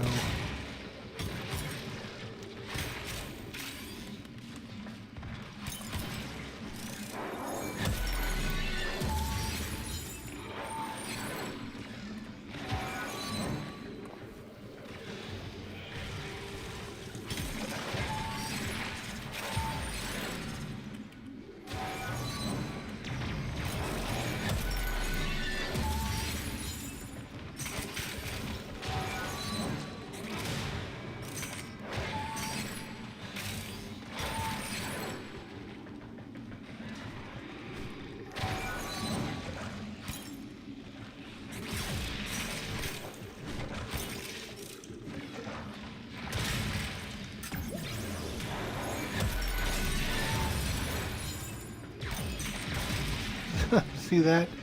That's the problem with this faction. If they hoard those guys into locations, and then if you don't go find them, they will take up spawn spots, which means then you're not getting enough kills, which means they're not dropping enough life support, which means then you're going to run out of life support, and then you're going to die.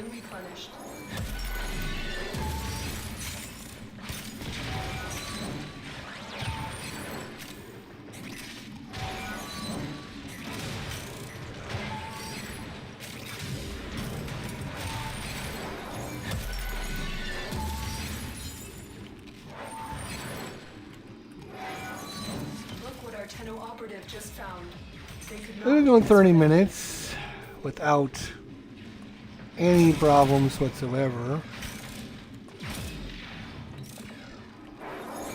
The only problem is getting the life support, which is half the battle in this. It's trying to get enough life support, finding enough guys and killing enough guys to get the life support to drop. Fortunately, we're in an area with three or four capsules.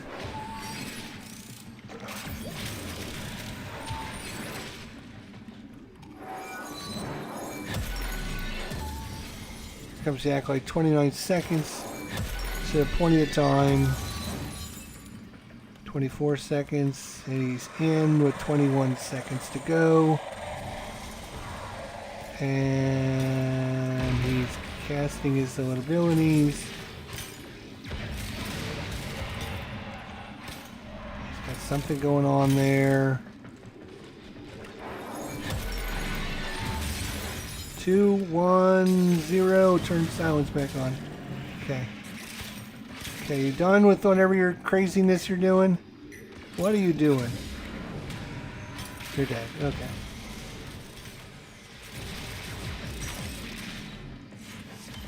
He was doing some kind of spell or something. I don't know what he was doing.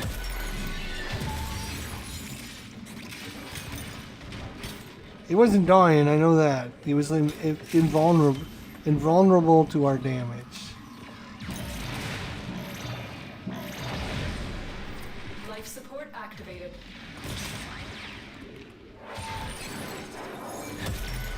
Stupid birds.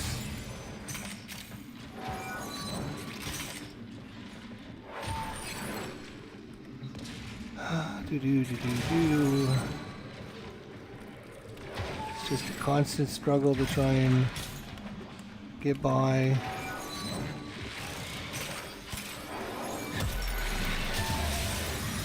Turn silence back on. Hopefully we'll get a good timing when the acolyte.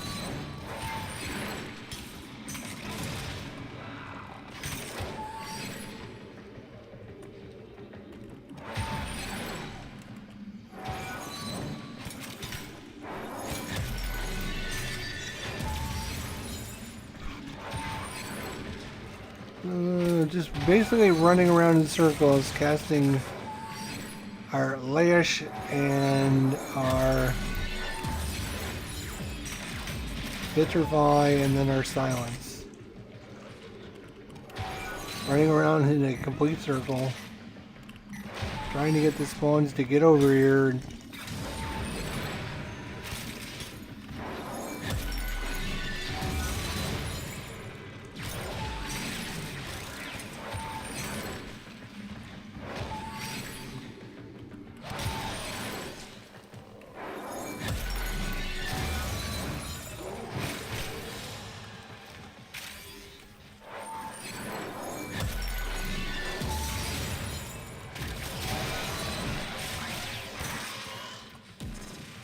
Gonna wait for silence until the acolyte shows, just so we don't run into an issue again. Assuming we don't get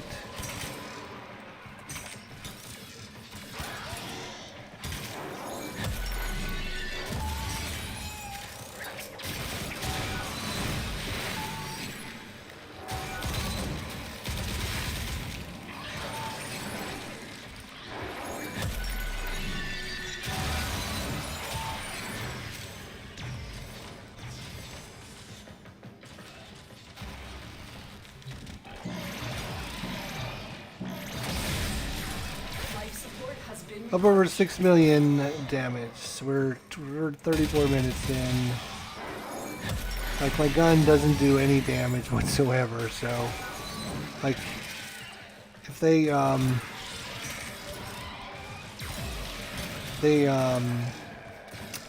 get rid of our abilities, we're dead. We're dead.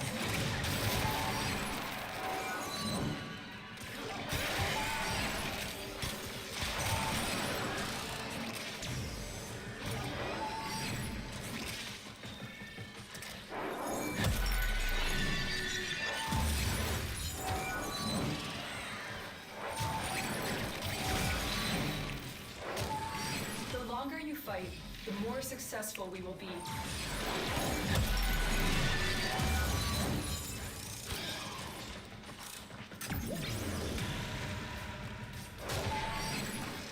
Okay, how long are you going to stand here next to me with my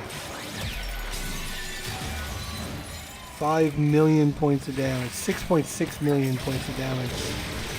How long do you think you can stand next to me? Probably not that long.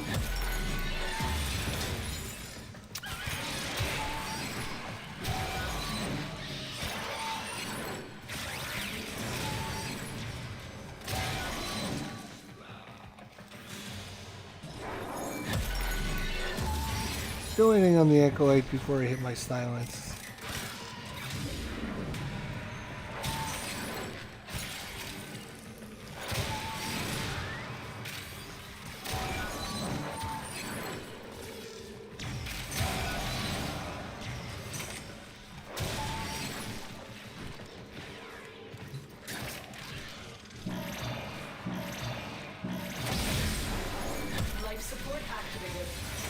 These duration shards are nice. Obviously, they're not super needed, but just having that extra 2 or 3 seconds is enough to,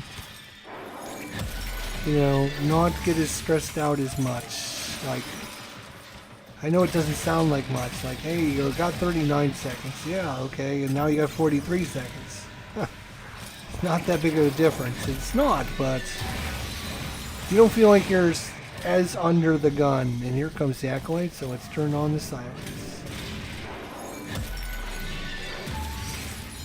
Turn this on as well. Where are you, buddy? Oof, you didn't last very long. 7 million, I guess you don't like 7 million damage in your face.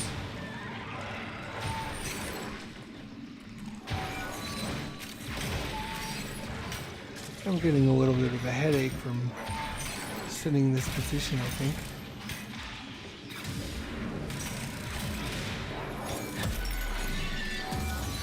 Zero focus earned. Like, come on, what the hell? What do you want me to do? Like, I'm killing guys. What the hell?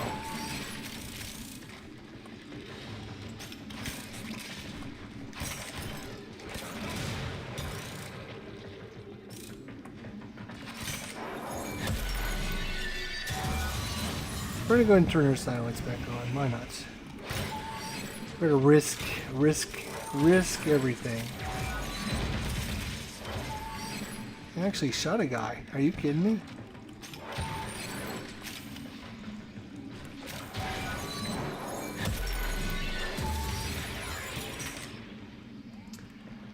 Almost 40 minutes in this mission, and 79% life support.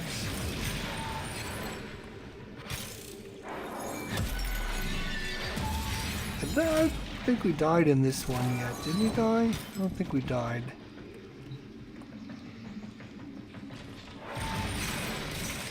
Nice.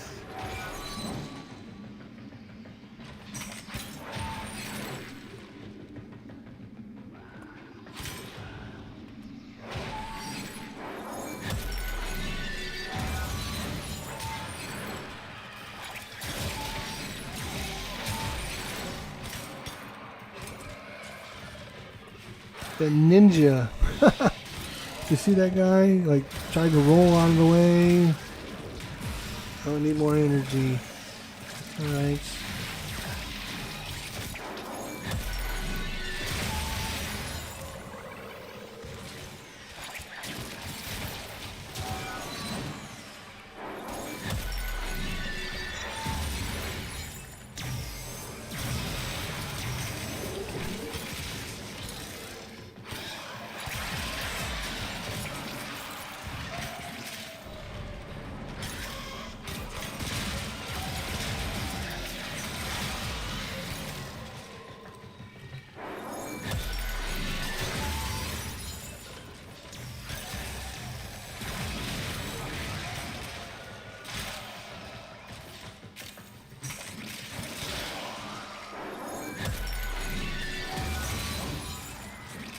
Nice. 7.5 million damage. The longer you fight, the more successful we will be. Turning on silence because I think the guy was coming. I couldn't tell if that was him or not. I think it was.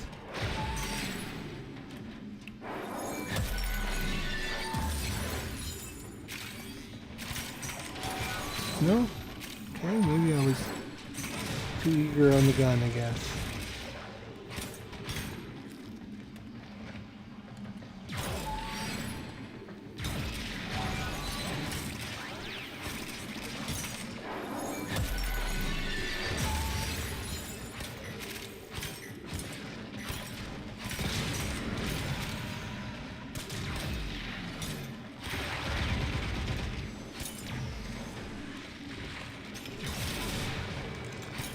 "13 seconds, so if he shows up now, it's a bad time."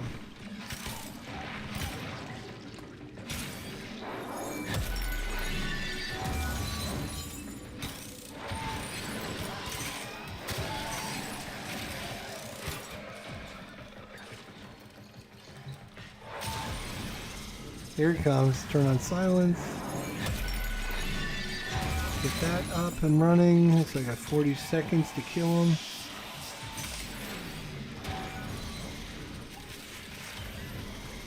And yeah. 7.85 million points of damage.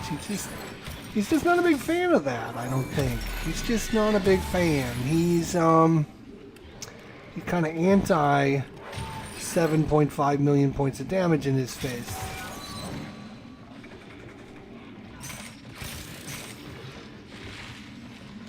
Especially when I get to turn off all of his powers, so he can't do anything to me. Literally can't do anything.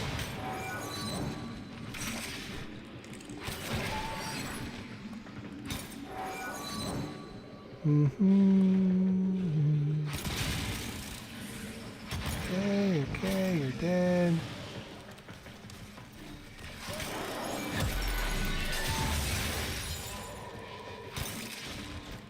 Killing everyone.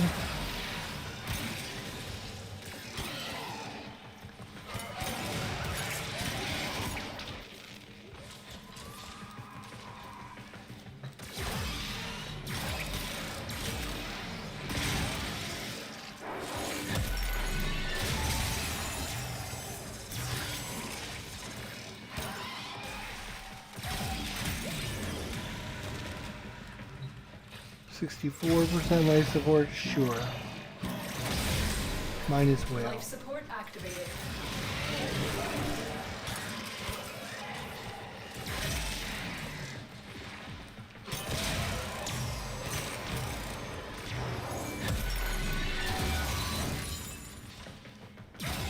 The thing is that those few extra seconds is like, you forget about, oh, okay, I got to do this. Yes, I have to hit my number 4. Yes, I got to get ready to do that. And you look down and you say, oh, there's like 17 seconds. Like, oh, okay, I got a few seconds. Like if you didn't have that 3 or 4 second gap there, you'd look down and be like 12 seconds. Then all of a sudden, oh shit, oh, now you're under pressure because now you need to get it done like right away. Because if you wait, it'll be too late. So just that few extra seconds gives you a little bit of a quick breather when you're like, okay, yeah, I got a few seconds. Oh yeah, I got a few more. Okay, all right.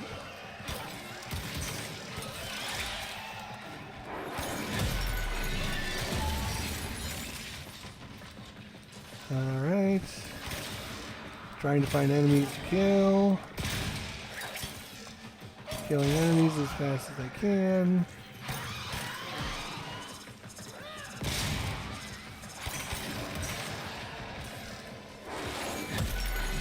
And most of the time I'm refreshing it when there's 20, 22, 25 seconds left, so it's not like I'm like...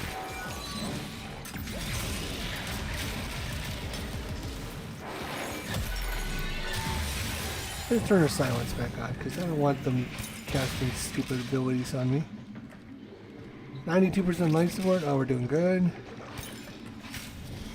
And here comes the acolytes, that was great timing on our part. We activate this, so we have a nice 43 seconds to kill him. He shows up. Here he is, and he literally got obliterated. Like, just obliterated. Hold out as long as you can. We're 45 minutes in. I mean, we could just go hours and hours and hours. Level cap, no problem.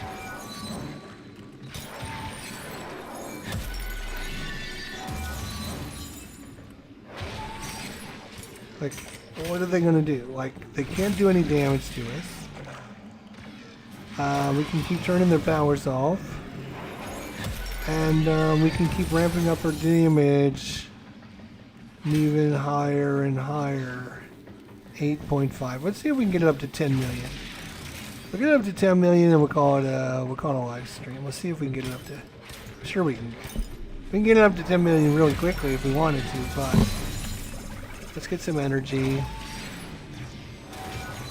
Let's play smart and not get over aggressive.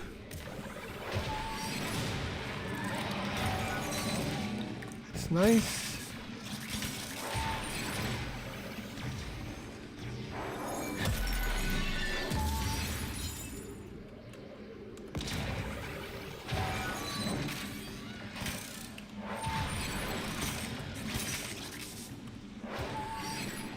Nice.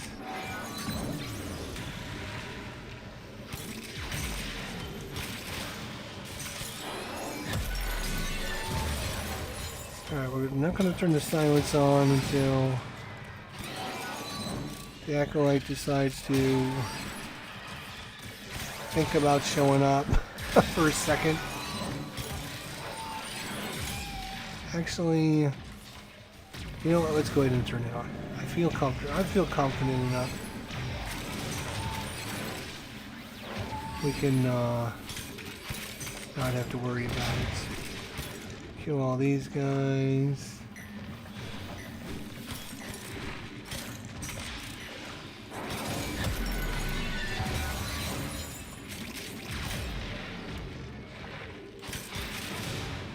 8.7 million points of damage.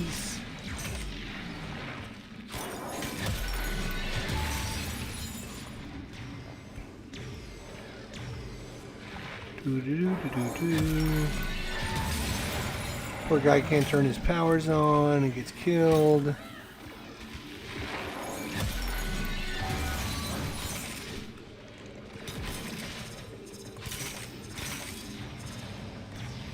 Like, I mean, you don't do anything different. We could literally just do this for hours. Like, it's not going to matter what enemy they throw against us because our damage is going to be way higher than they can give it to us.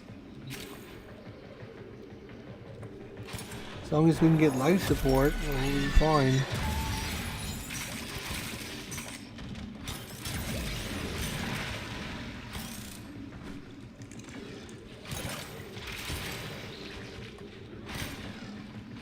And we don't have the wrong acolyte show up at the very wrong time. Like right now. Okay, there's 25 seconds left. That should be fine. He's probably going to last a second, maybe two. 9 million points of damage. Where are you? And he's gone.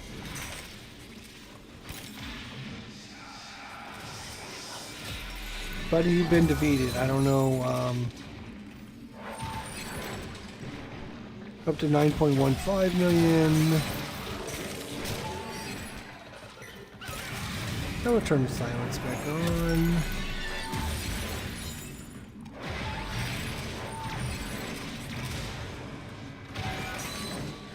That was a nice kill there.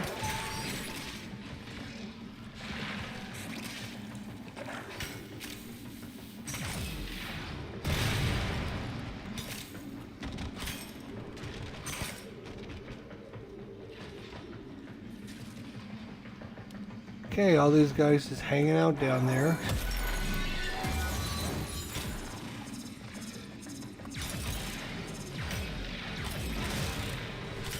This is why I use run, because I'm able to get around and not have to bullet jump every 5 seconds just to get from one spot on the map to the next.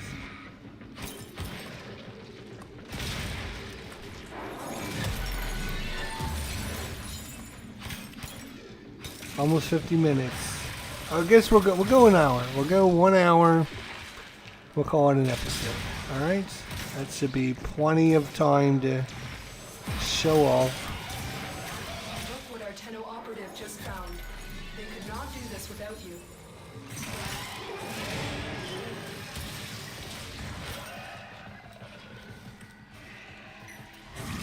We're gonna turn silence back on because I don't need these guys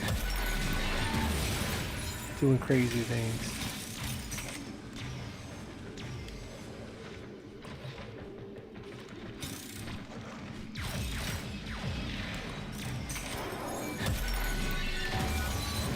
Might as well go for a nice even hour.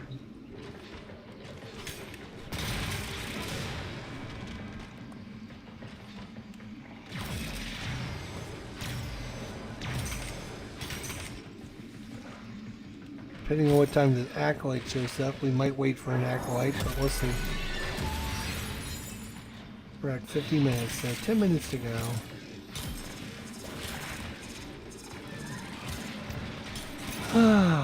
Like, what am I gonna do? I'm just running around, trying to find enemies.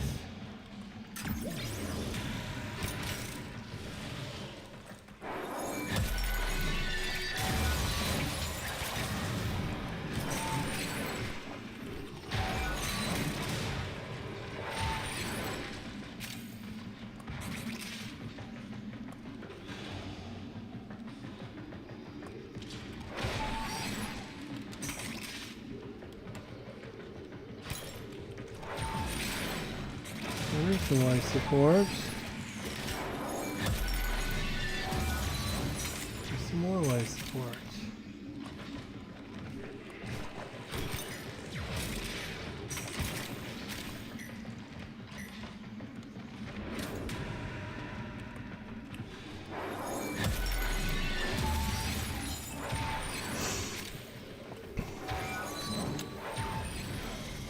go. And of course, it's at the very wrong time. We got exactly 10 seconds left on our silence.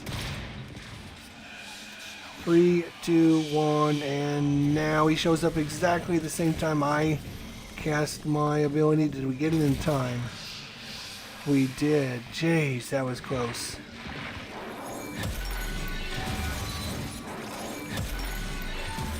That could have been really bad right there. Because he showed up at exactly the wrong time.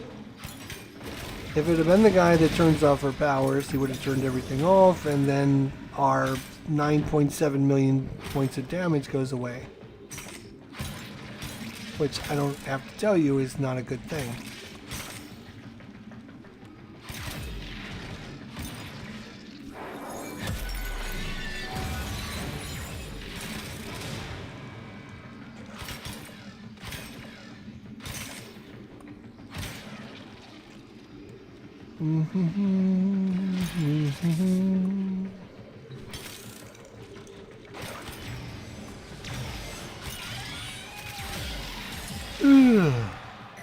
It is getting late here. It is Super Bowl Sunday. The Super Bowl ended a long time ago. I guess I don't even know the score, but I think Seattle won from what the wife was saying. Turn silence back on. Let's hope we get the right time this time.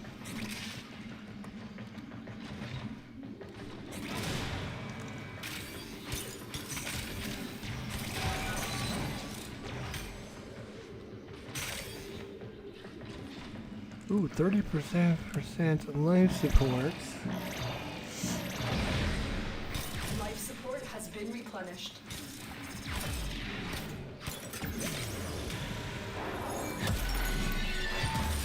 We're down to 3 seconds there. I don't know if you noticed that.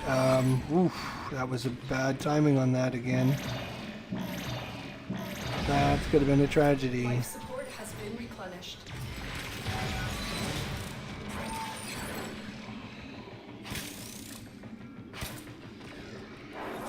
You gotta remember.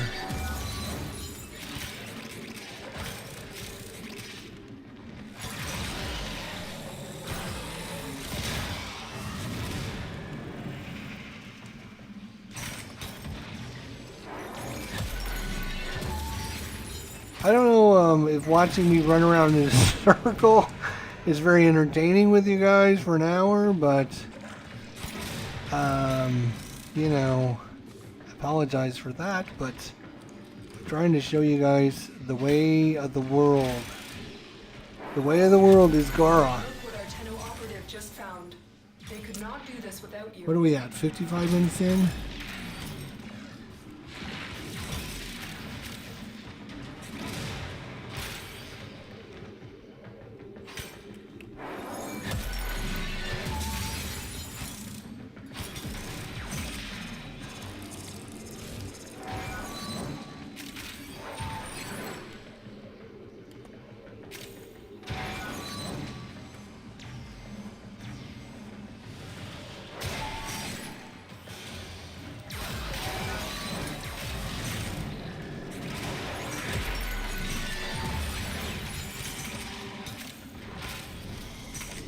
Oh good, I just turned it on.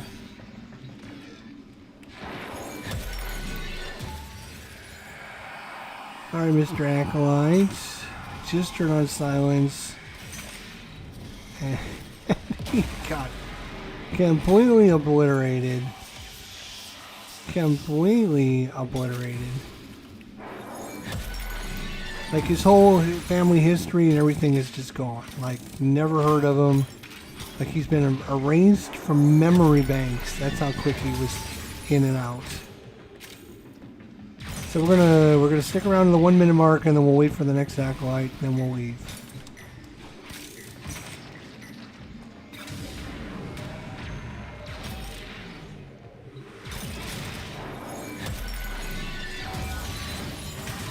Turn the silence back on. Silence. Come on, people, show up.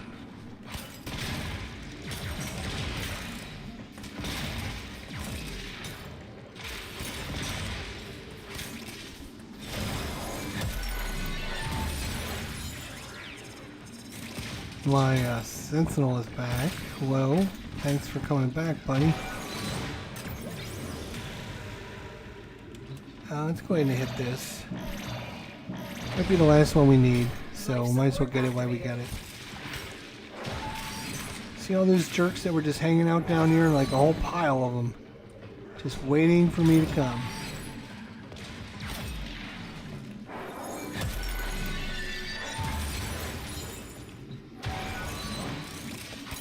Like, how long do you think it's going to take Digital Extremes, the makers of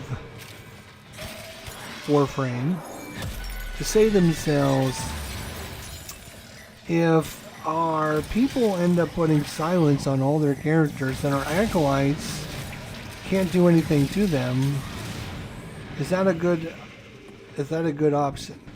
No. So we're probably going to have to remove the fact that the silence is not going to silence our acolytes. I mean, maybe you do want to leave it like that, so that people have a way to get around your bullshit.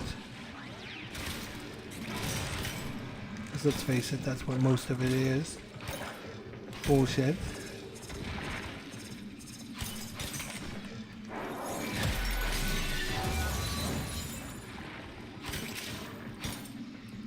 You get to see enemies just like we're at over 10 million points of damage.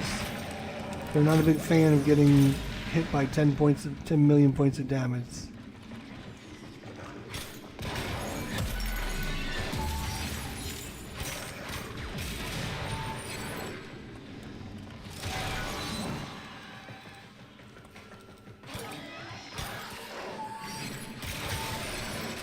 I'm not going to turn on silence yet.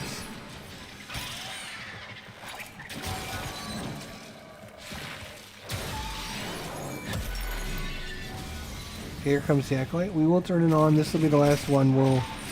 Because we're going to leave as soon as the clock strikes midnight. Malice. It's Malice. And oh, boo, poor guy. 10.9 million points of damage. Just not a big fan of that, are you?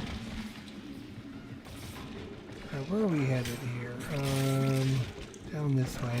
Might as well start heading out. Do do do do do do do.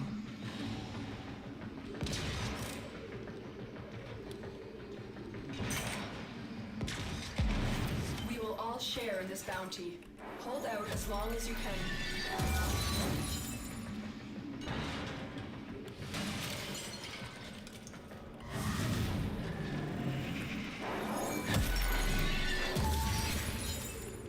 The spores have almost completely saturated the atmosphere. Yeah, I'm leaving, lady. It's alright. There's a nice endo to say goodbye.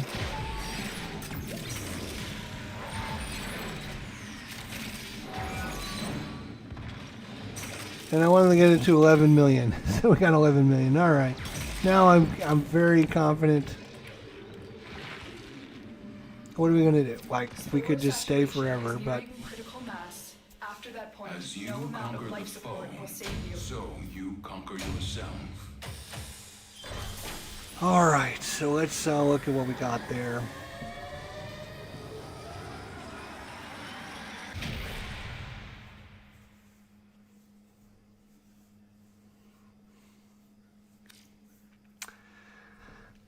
So we got a relic, some more relics there. We got 2,400 endo, not bad. We got 1 stinking star. We got 56 steel essence.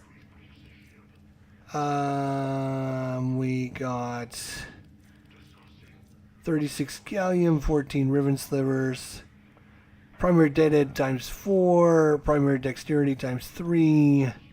Merciless times 1, secondary deadhead times 2, secondary dexterity times 1, and secondary merciless times 3. 154 morphics. Stats. We killed 5,214. Of those, 22,009 were melee kills. We had 0 deaths. Yeah, I didn't think we died. Received 199 upgrades, and we used 990 abilities.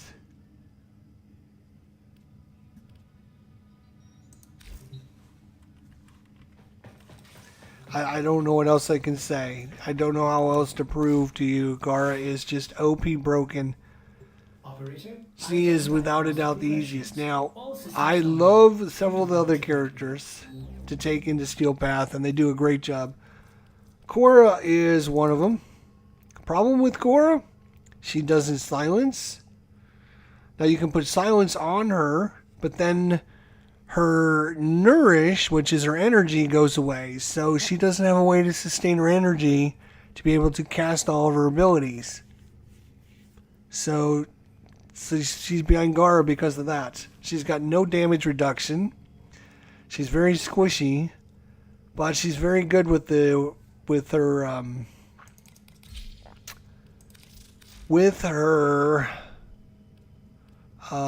both the Pilfering Strangledome and the Accumulating Whipclaw. Both of those built together. She's super strong. Also super strong, so that's Gara. You got Cora. You have the Big Mama, Hildrun. Super powerful. You must absolutely positively have to have Aza Scale. If you don't have it, don't even bother Steel Path. But this makes it way crazy, because you're going to be doing 15% of her shield damage, which is somewhere in the neighborhood of 8,000, 9,000, 10,000 when she gets all of her buffs up and running. 15% of that's like over 1,500 extra points of damage to each of her attacks, and she shoots out in 4 blasts or something. So she's super strong as well, but again, she doesn't have to worry about energy because she's using her shields. So she needs to be able to get the shields and everything from her pillage. And I put Roar on here, so that even makes her even stronger. She's super strong, but not as good as Gara. Not as good. And then, so that was the 1, 2, 3. Who's the 4th one I'm thinking about? Dun, dun, dun. You have Cora. You have Hildrun. You got Gara. Who am I missing? Who's my 4th? Oh, Octavia. Duh. We just did a hour and a half, 2 hours survival with her about a week or 2 ago. She literally can go invisible, and with her kit decked out with the right, I'm trying to remember which was it. This one? Let's see.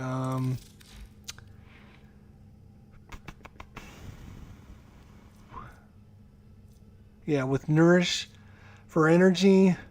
She gets her energy economy and viral damage through Nourish. Yeah, again, these are things you absolutely, positively must have going into Steel Path. So she gets it through Nourish, and then she uses her mallet to have the enemies do the damage themselves through her amp. And her metronome. And her metronome she uses just to stay invisible. So literally stands there invisible.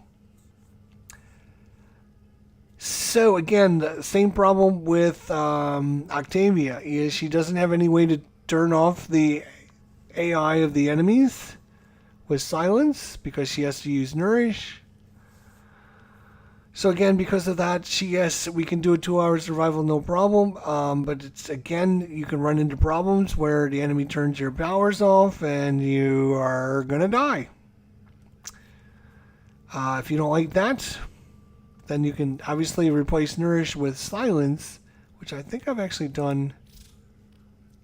Not on this one. Maybe it was the other one. Which is pretty good. So those are my 4 top characters. Octavia, nobody ever plays her for some reason. Gara, nobody ever plays her for some reason. Cora, a lot of people like Cora because of the pets and everything, so she's played quite a bit, but she's super strong. And Hildren, super strong as well. Now, some of the other characters are strong, but just not super easy. Like Zephyr. I can take Zephyr into survival, but he's just not killing the enemies fast enough to get enough life support. So after 10 or 15 minutes, he's got to leave. He runs out of life support. So he just can't kill the enemies as quickly. So he's super strong. Zaku is very good, but again, not S tier list, probably A tier list. All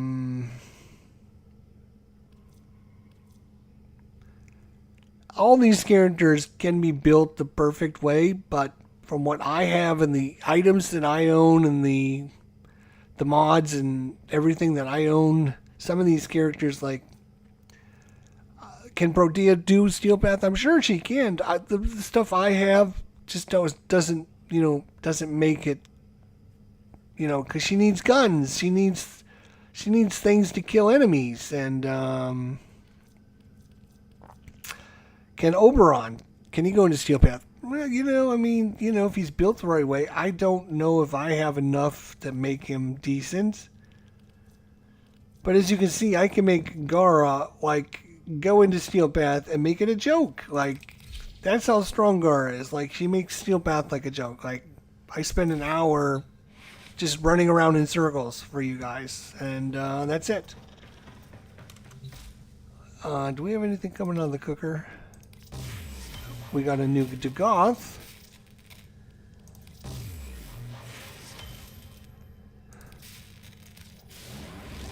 We got a few stars all of a sudden, which is nice. We've been starving for stars because we actually have some treasures that don't even have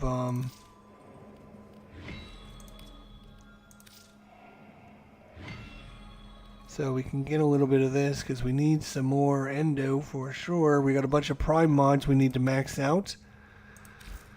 Alright, well, thanks so much for watching. That is my strongest and bestest build I can probably do. I like this more with the ability duration. Again, gives you a little bit of extra leeway with those. You could put in the Tau shards, which would even give you more duration, but they're not needed.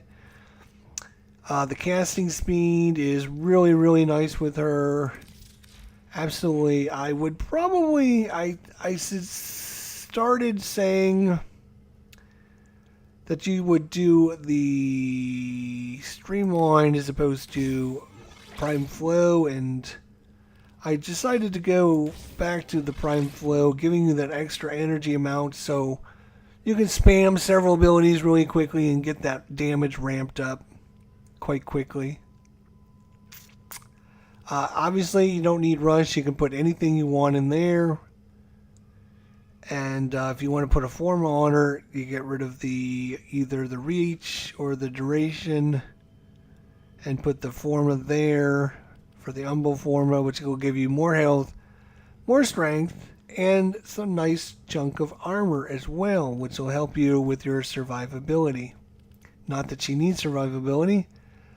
Most important thing in this whole build is getting silence, so you need to subsume your Banshee.